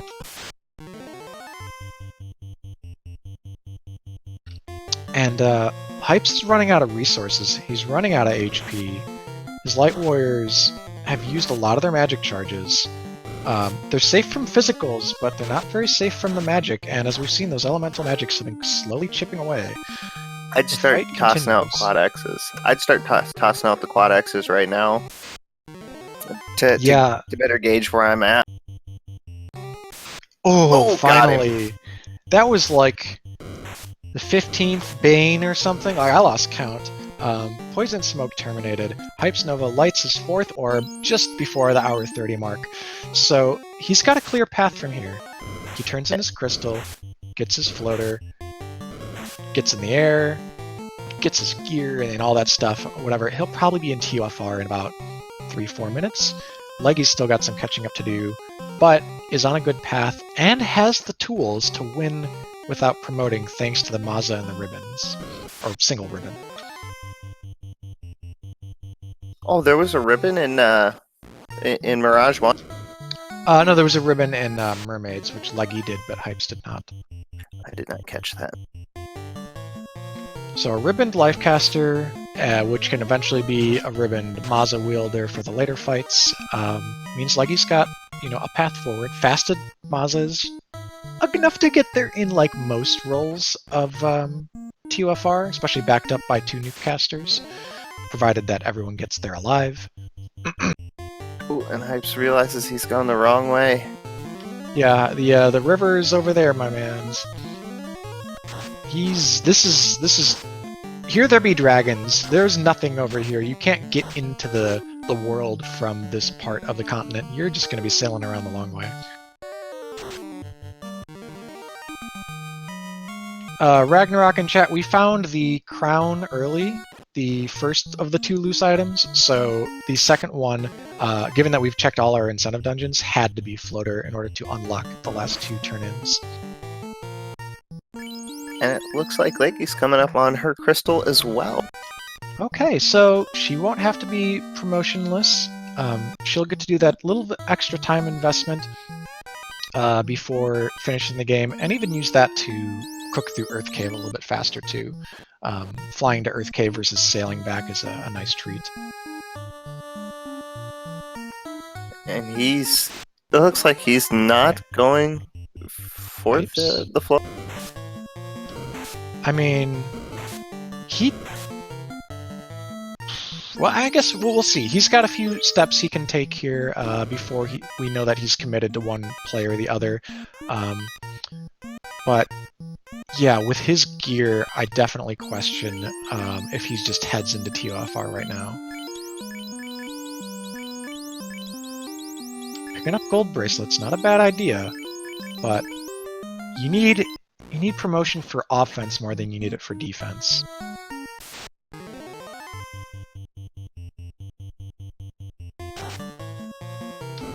Ooh, that was a nice big smack there. Leggy used that katana in the greed chests. Leggy used that Maza to hit a Manticore for over 600 damage. That's a preview of just how powerful that weapon can be. Granted, it's a pretty low absorb enemy.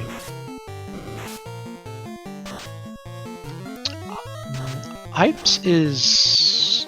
Okay, so it was always in his plans to walk the floater back over. If he even... Did he stop at Matoya? No, he did not.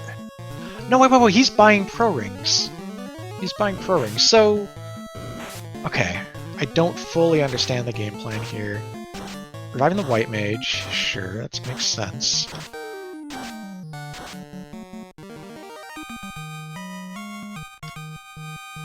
Because if he wanted to do all these sort of wrap-up checks anyways, if he were already in the air, this would have been trivial. But now he's spending a lot of time walking in the overworld, which is giving Leggy some time to catch up. He didn't buy steel. Oh, he's buying steel? I think he's not going to grab the floater. Buying steel sounds like committing to... Oh, wait, hang on. He must have forgotten that there's the ice armor in Canaria Keylocked that he reset out of earlier. That would be the same absorb rating, but much higher evasion and adding in that fire resistance. So... I don't know how complete his notes were, or if he was keeping sort of mental track of some of those other things, but yeah, you're right. It looks like he's setting up for promotionless, while Leggy is in the Bless RNG part of the game, where maybe she'll find a Warmech and actually kill it, because he's got a much better sword. On a different part of the encounter table, though, so not looking super likely.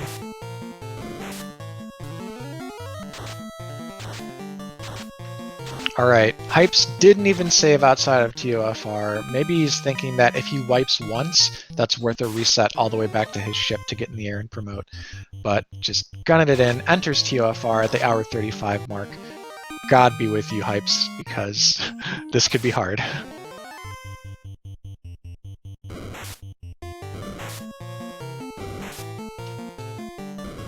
Leggy getting a taste of the stone top. But after seeing that earlier in the game, she's stocked up on softs, so good on you. Now she's going to pull her third fiend. Tiamat 1, Queen of the Skies. Shouldn't be too much of an issue as it was for Hypes, because she'll have that consistent physical DPS.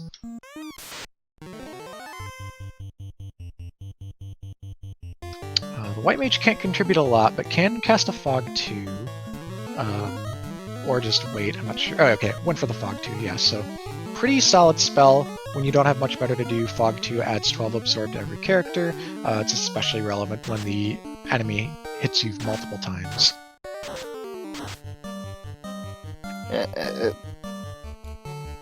Am I seeing Hypes' levels right? Is he only 23 on his fight? Yeah, he didn't level much after the grind we saw in the Gurmaduces. He could have taken many more fights in Sky. He passed by some slimes. Of course, he didn't secure the Warmech kill. Meanwhile, Leggy does get her third orb at the 1 hour 36 marks. But yeah, Hypes is underleveled and not promoted. So again, I wish him the best of luck, but I don't think his chances are super great.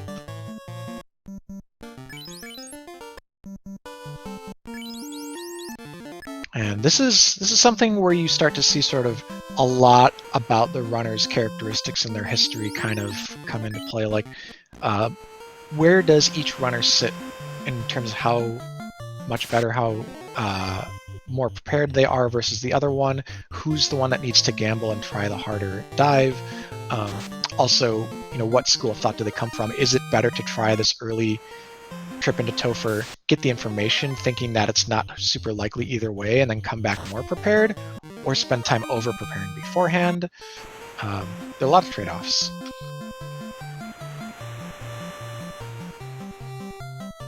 He's gonna burn some of his more of his nuke charges here. I don't think that's really wise, seeing as what's up ahead, but... Yeah, I mean, thankfully Nuke's level 1. Either way, Leggy actually does head up to Matoya and grab the floater, which Hype's docked there, and I don't think he even talked to Matoya. Gonna head around, get in the air, do her cleanup. There's a chance that there's like another ribbon sitting in the cardio chests. Pretty good chance of it at this point. So if Leggy wants a couple more free chests, second ribbon would do her pretty well.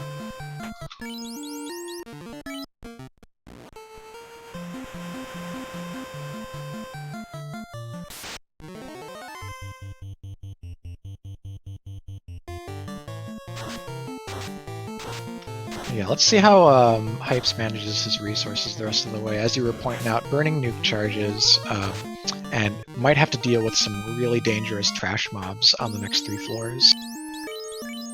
For sure on water.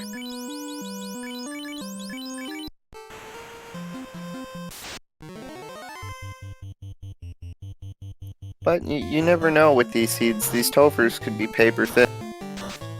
Oh yeah, we've had 4 Red Mage party take it all the way, didn't have to use a single physical attack to win in TOFR. We've had Red Mages be the physical carries at the end. We've had a lot of things that have been funny and unique happen. And we'll start out by Internet Explorer Take 2. This is the Lich Revisited fight here for Hypes Nova.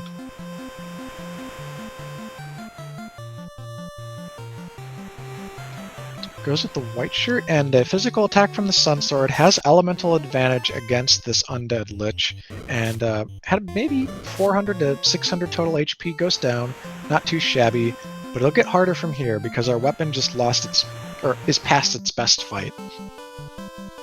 And he gets a hero run all the way to carry too. Oh. This is pretty sweet, honestly. It's kind of a meme, but kind of not. Okay, he's only checking one of them. You almost never see those chests checked, but things that happen earlier in the tournament tend to influence things that happen later on. That's called the metagame. And we might see those chests start to become a little bit more meta. Hypes pulls carry 2, while Leggy is in the air at 135. Slow to immediately on that fighter. Thankfully, we can or just kill carry 2. Not even have to refast the fighter to get those hits back up. Well, that's always nice to see 2 nukes on a carry 2 when she can just be devastating sometimes. Yep. Leggy promotes, warps back out, has 17 on the lower leveled white mage, but 26 on some of the other members, so I like Leggy's levels. She's promoted. She's going to be in really good shape. Doesn't have all that night gear, but frankly it doesn't matter too much. And yeah, I mean, this is fine. With the ribbon, like we were saying, she'll be able to get Knight learnable life, Red Wizard learnable life. She can kind of move that ribbon around based on what's optimal. She does need just 1 level. She just needs to just get a charge in Earth Cave or something, because the Knight's 26. Once it ticks over to 27, it will get a charge of that life too. And Nova Pulse cracking too. We're going with Invis 2, white shirt. Yeah, it doesn't rearrange his party at all. It's kind of every character here does kind of bring some value. You want your life caster in back, which is the case. But the nuke casters, one of them is vulnerable, and the fighter, who's kind of your consistent DPS, is stun touched. That's not good. It wasn't a big hit, which is good, but stun touch means that like you could get potentially locked down in this fight. And we see another round of Invis 2 and white shirt coming out just to keep from getting.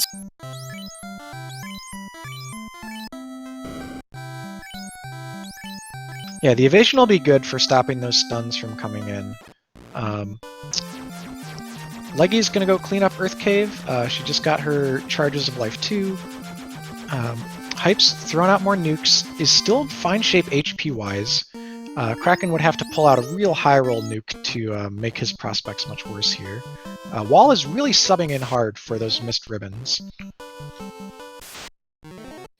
Oh, this is a high HP Kraken. Not what you want to see when you don't have a consistent damage dealer outside your nuke charge. Because as those nukes burn down, so do his chances of completing this dive. Oh, when he gets him. Okay, 3 fiends down, 2 to go. Tier 2 pull about to happen here. Let's see if he makes any adjustments. Well, like he's getting squinted out by gargoyles on the left here. Those came back from the beginning of the seed. T-Met, please. 2 hits, 2 damage from the fighter. That fighter is never getting there. Takes almost half his HP from Tiamat's first sword. So this is high, well, definitely high evade, not necessarily high absorb Tiamat. Tiamat has a lot of absorb in vanilla anyways, and a sun sword is not much.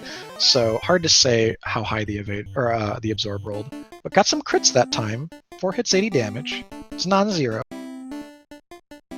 And the Knight is Cure Forward back up to health, so we're back in healthy HP territory. Could still wipe to a nuke or a nuclear. Haven't seen much of that type of stuff yet. And a round of Invis 2's coming out. I think this is a wise move, seeing how hard. Ooh. Another big hit coming in from Tiamat.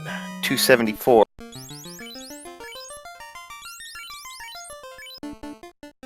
Yeah, question in chat about the Fiend weaknesses. All the revisited Fiends lose their round 1 weaknesses, and most of them resist most elements. It's like past Lich, there's not much that you can hit any of them with, as far as insta-kills go, and yeah, you're not going to have any luck outside of 3 in 256 chance trying to Bane Tiamat. And oof!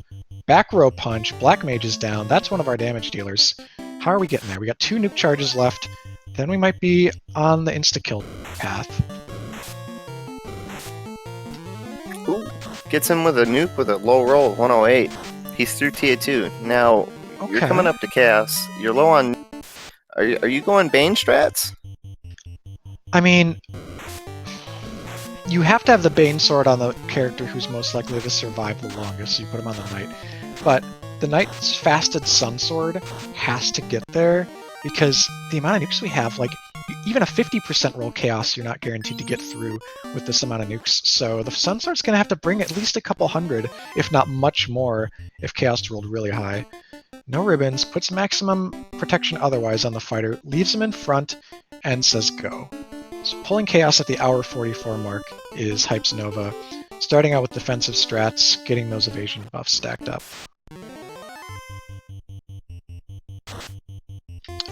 You don't love to see that. 3 hits, 3 damage from the Sun Sword.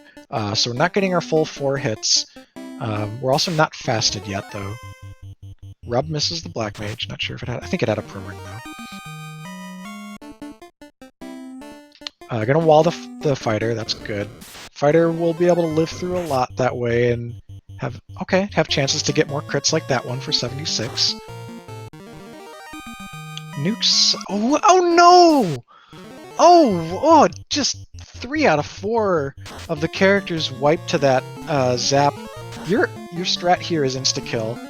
You got Hypes just hit Banes and Quakes until you're dead, or just reset to save yourself the time. Meanwhile, Leggy's lit that 4th orb. Oh, and Chaos comes out with a nuke! do the right thing. Yeah, Hypes is going north. He's gonna go get in the air, gonna promote, and put himself in a better state for that second dive. Leggy is looking for her final gear checks, probably getting pro rings over here, maybe some level 2 night magic. Yeah, so Hypes is now pretty much officially behind. He's behind in levels and behind on pre-Topher prep as far as getting promotion and all the gear and magic, but he's still in this, right? If he goes in the second time, he has the information, so he's one leggy wipe away from being back in it, I think. What do you think?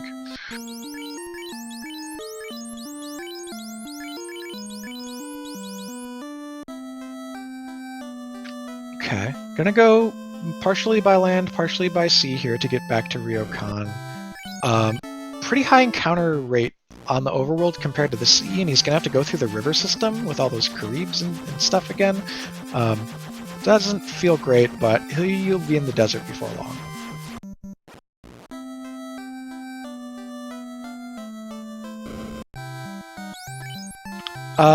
In chat, Celine points out, we just don't have the tracker updated yet, but Leggy has lit all 4 orbs, and there it is, the Earth orb lights up on the tracker, and shows us that once and for all, she's ready. She's got a charge of Life 2 on that night, because it hit 27, so we're ready to go. Leggy's about to enter the Temple of Fiends Revisited at the hour 47 mark, and maybe give us our first successful attempt at it. And Leggy's going in with much better levels than Nova did. Yeah, what she's doing here is pretty convenient. She'll go in with only the 3 characters up, not worry about the White Mage taking splash damage or randomly dying and using up her resources. She'll funnel some more experience onto the 3 alive Light Warriors. Then if she needs to, she can have one of our other characters resurrect the White Mage to either use its spell charges or just to act as cover for Kraken.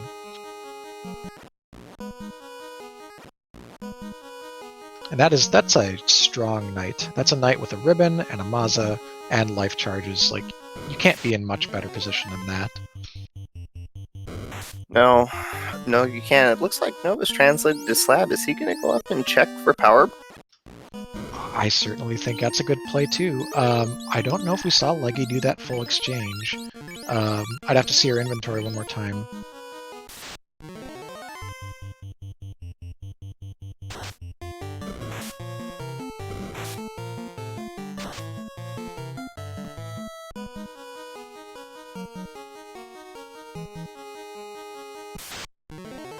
So I guess, yeah, this could be an interesting sort of like 3 layers of Topher here, where going in without promotion and without the offensive buffs, bad idea.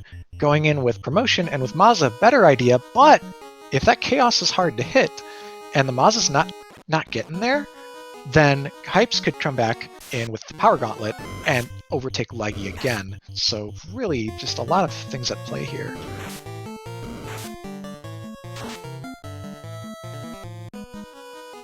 It's also worth noting that if Temper was 8, Leggy could have 2 charges of that on the Black Wizard right now, which would make a difference on Chaos or even Tiamat. Oh, and Nova pulls the Defense Sword out of the Cardia Isle. That's a good find. That'll certainly increase his survivability. I'm thinking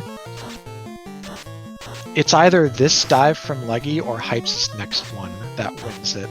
So I don't think we'll see, like, one more chance from Leggy or Hypes after either of these.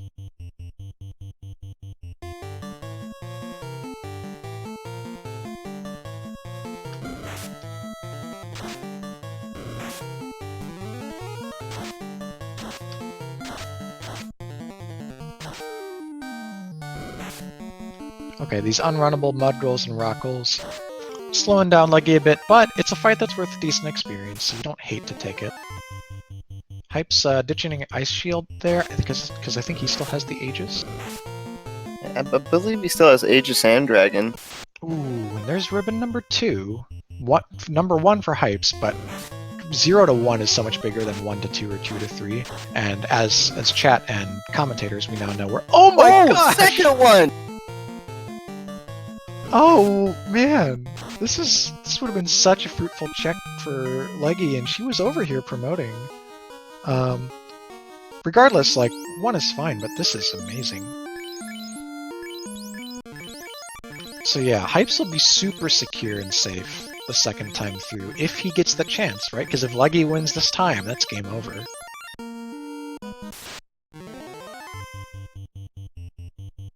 I think Leggy has an advantage Yeah, just absolutely. because she's gone in such better. Tornado, thankfully doesn't roll high on either of the mages, but Tornado is one of those scary non-elemental AoEs. Gets through Lich, had to do it with damage because the Quake did not land. Hype's going all the way to Lefane for his Power Gauntlet. Actually, for his bottle to Power Gauntlet? Have we seen a Thorhammer anywhere? Oh yeah, Thorhammer was in ice. So it's bottle, you have to take this back up and still walk to the backside of Gaia just to get your Power Gauntlet. That's a lot of time investment. He really needs Chaos to just be a bully for this to be worth it. But Leggy's pulled carry 2 for the first time. Leads off with a big hit, 5 hits, 419 coming out of the Mazda. While the fast didn't go off initially, but we already did so much, and next round, this ink casting fiend should go down.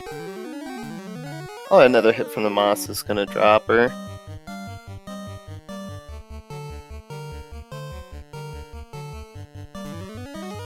And maybe this Quad Axe? Yeah, nice. Good play there. Heads up with the Quad Axe on the chance that carry rolled low, which we know she did.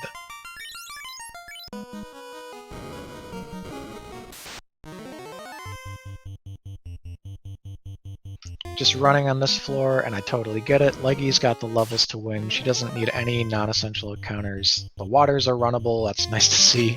The Blizzard's not so nice, but pretty good elemental defense across the party. Black Shirt resists ice, and then so does the Ribbon, and so does the flame something that her knight has equipped.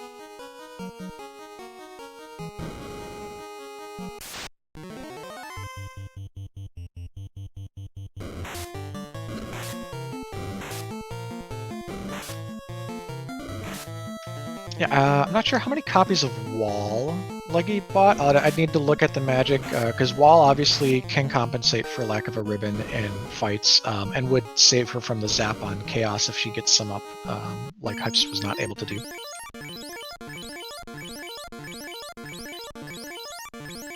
Now we know Right. Kraken didn't roll all that high either, but he does do some damage. Yeah, and Hypes is not checking these magic shops. He does not have the levels on his Black Wizard to be able to take advantage of a level 8 temper.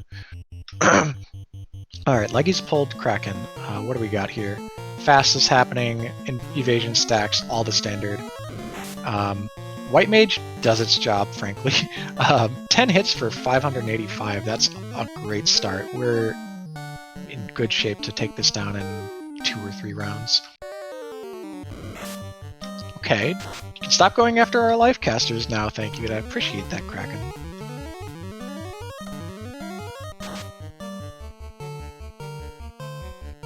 Well, we're going into a third turn on Kraken. Another nuke comes out. 110, Kraken down. Not bad, not bad. Plenty of life charges. Just gonna kind of bull into Tia 2 with the same game plan. And Hype's coming up from behind, re-enters Topher at the hour 54 mark.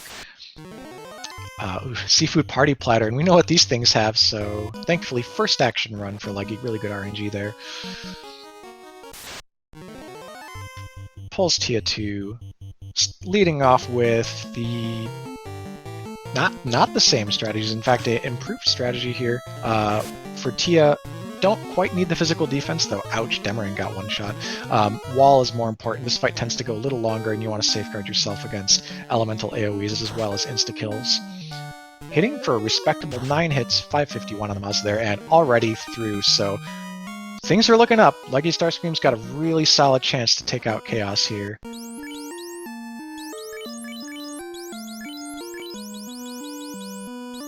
Looks like we're going to see a ribbon swap onto the fighter. That's the right veteran move there to make. You don't even wait a turn for a wall. You don't worry about leading off with an insta-kill. Leggy Starscream pulls Chaos at the hour 55 mark. Starts off with some fighting, with some evasion stacking, and with some white shirting. Some more evasion stacking. Protecting on all fronts from what Chaos can pull out here. That was a good hit. We don't need a power gauntlet. This is enough, honestly. If you can deal a couple hundred a turn, even between the higher reserves of nuke that she has. Oh, Temper! Wait, Temper was 5. Temper was 5. What? How did I miss that? It wasn't even 8. So our white mage is gone. We don't care. We've got Temper. Heck. What was all this fuss about the power gauntlet? I think Hypes just never checked the magic shops in Melmond. Thinking back to it, he zipped by Melmond and didn't spend much time in there in the early game. Oh my, this next Maz's shots. 10 hits for 446. GG. Leggy Starscream terminates Chaos, comes in first place with an official SRL time of 1 hour, 56 minutes, 45 seconds. Get your GGs out in chat. Very well executed. Tempers up the Maza, does it just like he taught him. Hypes is going to follow through with this dive. Looks like he's still trucking, and he pulls his second time through the Lich Revisited fight.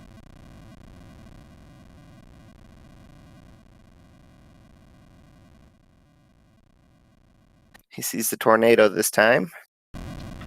Yeah, we'll be pulling in Leggy for an interview once she's available. But yeah, these runners, they started this 1-0, which means Leggy has now moved to 2-0 and Hypes to 1-1. 2-0 is a great spot to be sitting right now. You feel pretty good about your chances in these Swiss rounds if you manage to get wins in the first 2 weeks.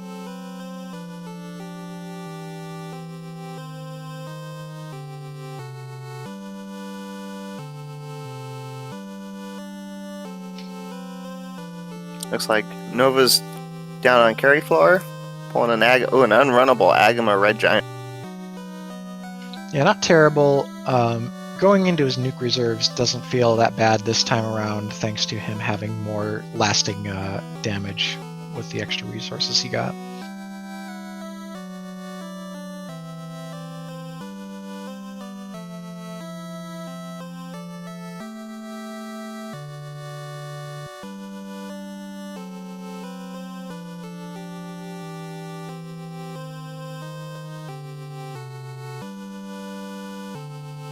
And by the way, sorry, shout out, I don't think I called attention to this earlier, but Ragnarok in chat has been our tracker this game, tracking a race late at night. We're all a little bit, tired, so really good job there, and I appreciate all of the cast and crew help that we get broadcasting these races. Oof, damage poison from the Agamas, but we are joined in chat by Leggy Starscream. GG. Thank you, GG's. What even was that seed? Garbage? I mean, I don't know. I guess the Topher was like fairly straightforward if you were prepared, but yeah, nobody likes a loose floater and floaterless go mode potential. I mean, so I saw the promo locked Life 2, and I'm like, okay.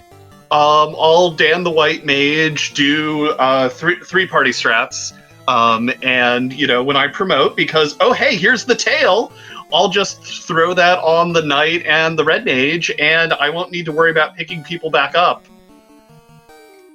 Then the floater just had to be all the way up in freaking Sky 3.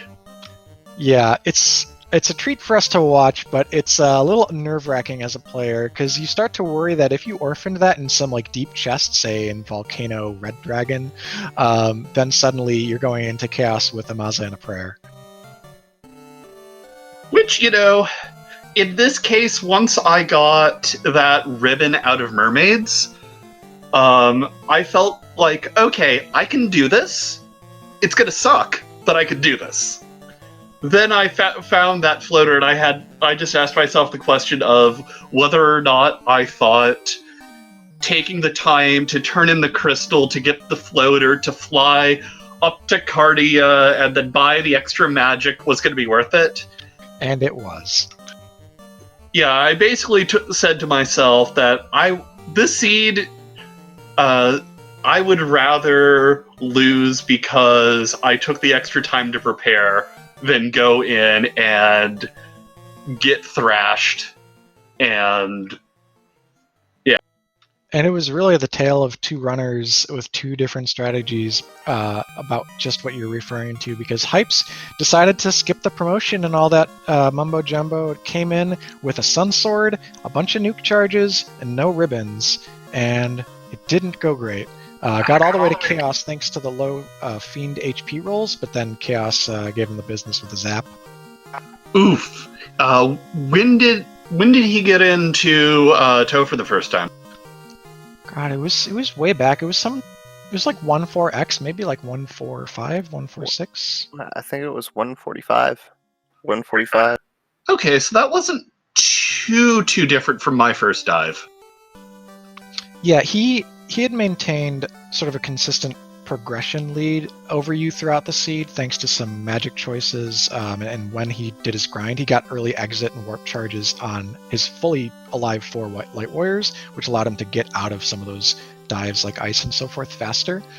And then his routing also meant he didn't double dip Earth Cave.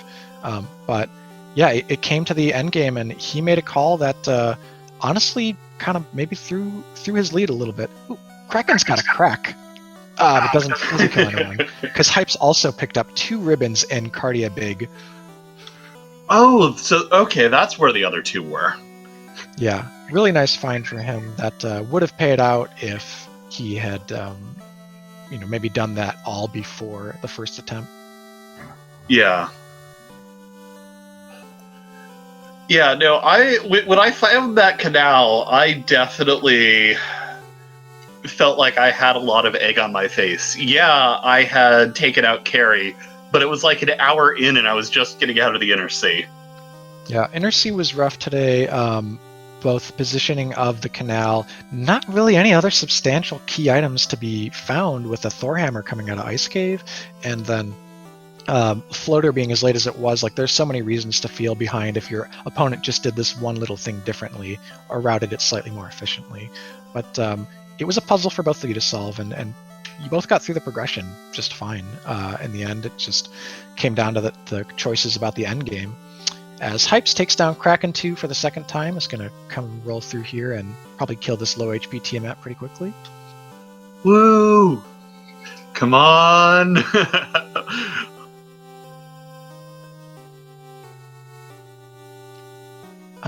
Yeah, really liked your strategy from early on, funneling the levels in the way you did. Totally agreed when seeing Life 2 in the position it was in.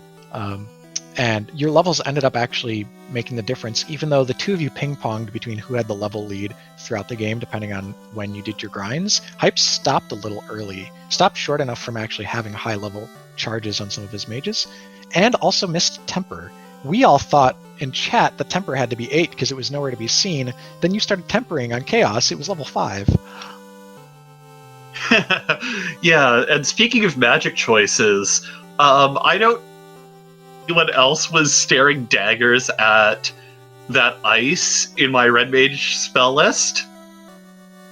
Was that level 1 or was it just a that was level 4? It was supposed to be fast. Oh no. And you probably hadn't saved recently enough to reset that one. Oh, I didn't notice it until like 10 minutes after I had done that shopping trip. Oh, whoops. Luckily, I did buy fast correctly on the Black Mage. Yeah, I don't need ice. I have ice 3 at that level.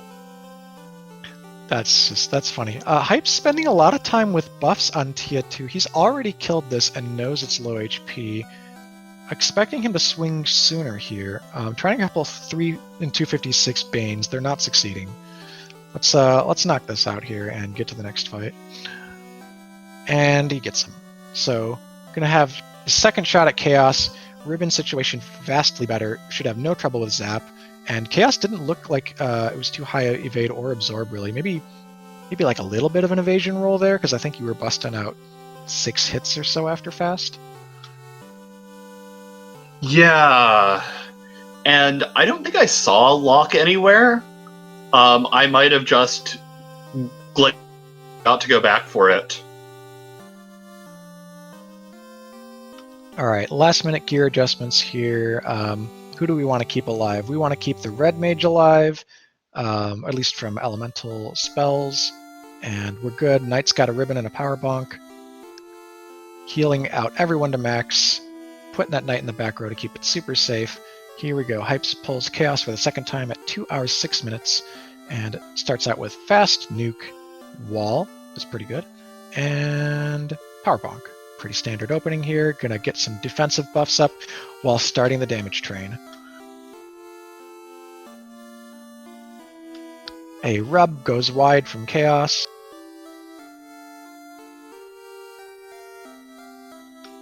Okay, we're walling everyone that doesn't have a ribbon. Pretty solid strats to keep all our light warriors up.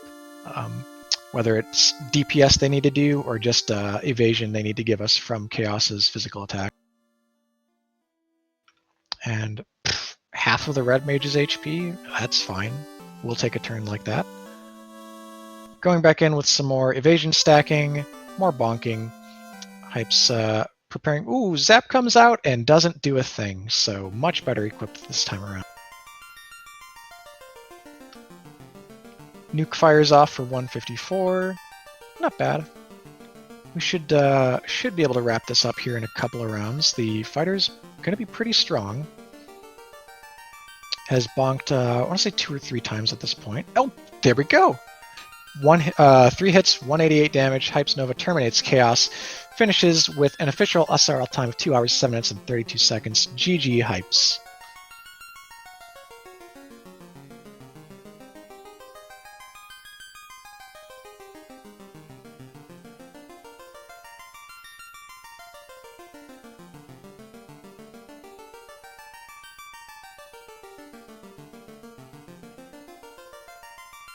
And we are joined in the chat by Hypes Nova, GG, and welcome to the booth. Hi. How do you feel about that one?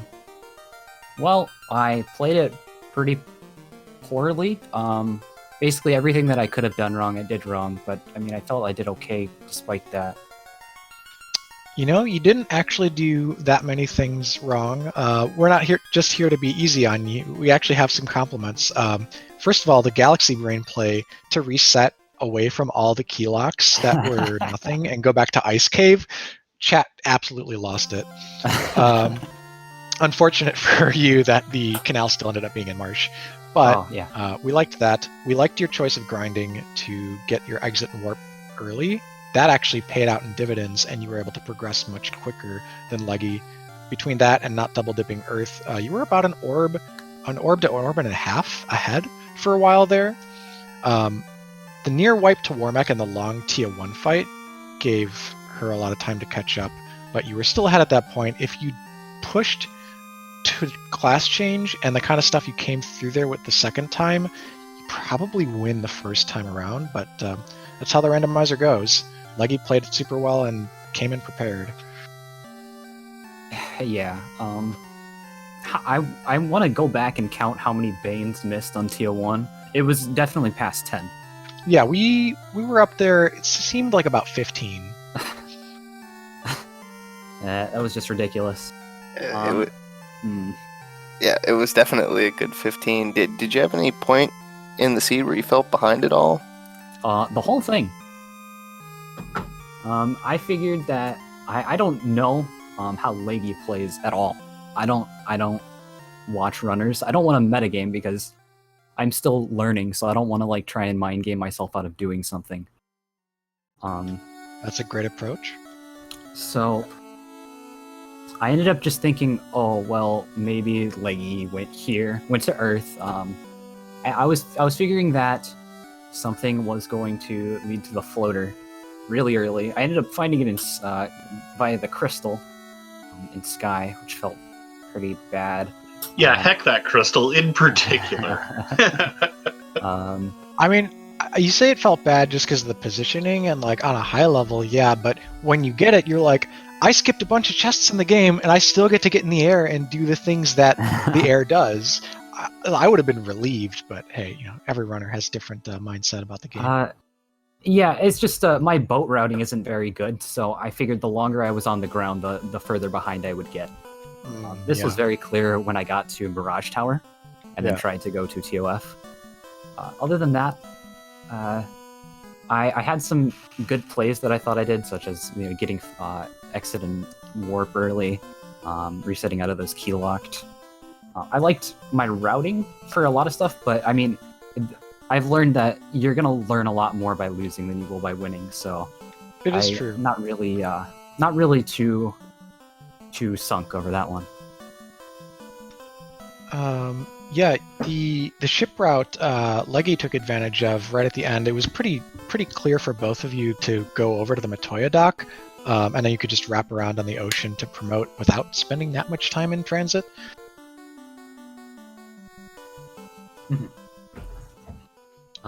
So one thing I'm gonna go ahead and learn is boat routing. I never boat to Mirage. That was the only thing that really screwed me over routing wise. Yeah, other that than makes sense. Everything being, or Canal being in Marsh was the only really other screw in my plans. I want to know how much HP that Chaos had. Ragnarok is saying about 1100. Maybe you looked at Hackster. I'm not sure. Because I did not expect Chaos to die to a random nuke that I threw out, just as chipping damage. So I think... Yeah, and it means that you almost had enough resources to get there if everyone had been up and stuff for your final fight. Yeah. And the 0 ribbons until you got in the air felt pretty terrible also, but... So there was one over in Mermaids, which I did just on the off chance that the floater was there. Okay, that makes sense. Yeah, I skipped that and just tried to route Kraken Floor in. Let's see. Yeah, I saw the Zap and Nuke, and I was like, okay, well, Chaos isn't having any of this, so I figured he'd have high HP while he was at it, but apparently not. Cool. Well, Leggy, you're 2-0. Hypes, you're 1-1. Both still good positions to be in with a lot of weeks remaining in the Swiss. I think the two of you should both be confident about your skills going forward. You handled a Trash Fire Seed with a floater deep in your 4th orb pretty well. So, of course, there's plenty to learn from. We can always stand to improve a little bit, but that's one of the great joys of the randomizer is just that that feeling of not only getting wins under your belt, but also getting more skill over time. So thank you both for running and showing us a good race. The chat enjoyed it. I enjoyed it. Pleb, did you enjoy it? Oh, I thoroughly enjoyed it. That Ice Cave save reset was insane. That's probably my favorite play. Nice. Even when you lose an Overwatch, you can get the play of the game, right? I don't know. I don't play Overwatch. But anyways, Leggy, final thoughts from our runners. Leggy, the winner today, what say you? I really need to figure out how to better decide when I'm ready to start doing the Ice Volcano Dive and when I should just suck it up and go Marsh first. That makes sense. Yep, and with Canal being in any one of those three, a lot of trade-offs to think about. Hypes, your final thoughts? I don't think I played too terribly. Just need to figure out a couple more things. I definitely feel a lot more confident after this seed, often enough. Just because of somewhat playing it okay. So other than that, no, not really any comments. Cool. Well, hope both of you had fun. We had fun here on Speed Gaming 3, and thanks to everyone for tuning in today, tuning into the spring tournament. Overall, we've had 2 weeks of action so far. The action continues the final day of Earth races tomorrow, and we'll have a few more on the Speed Gaming family of networks. And then we'll be getting into week 3 of an unknown element in just a couple days. So hold on and join our Discord. Bang FFR 2020 in chat. I'll link it to you real quick.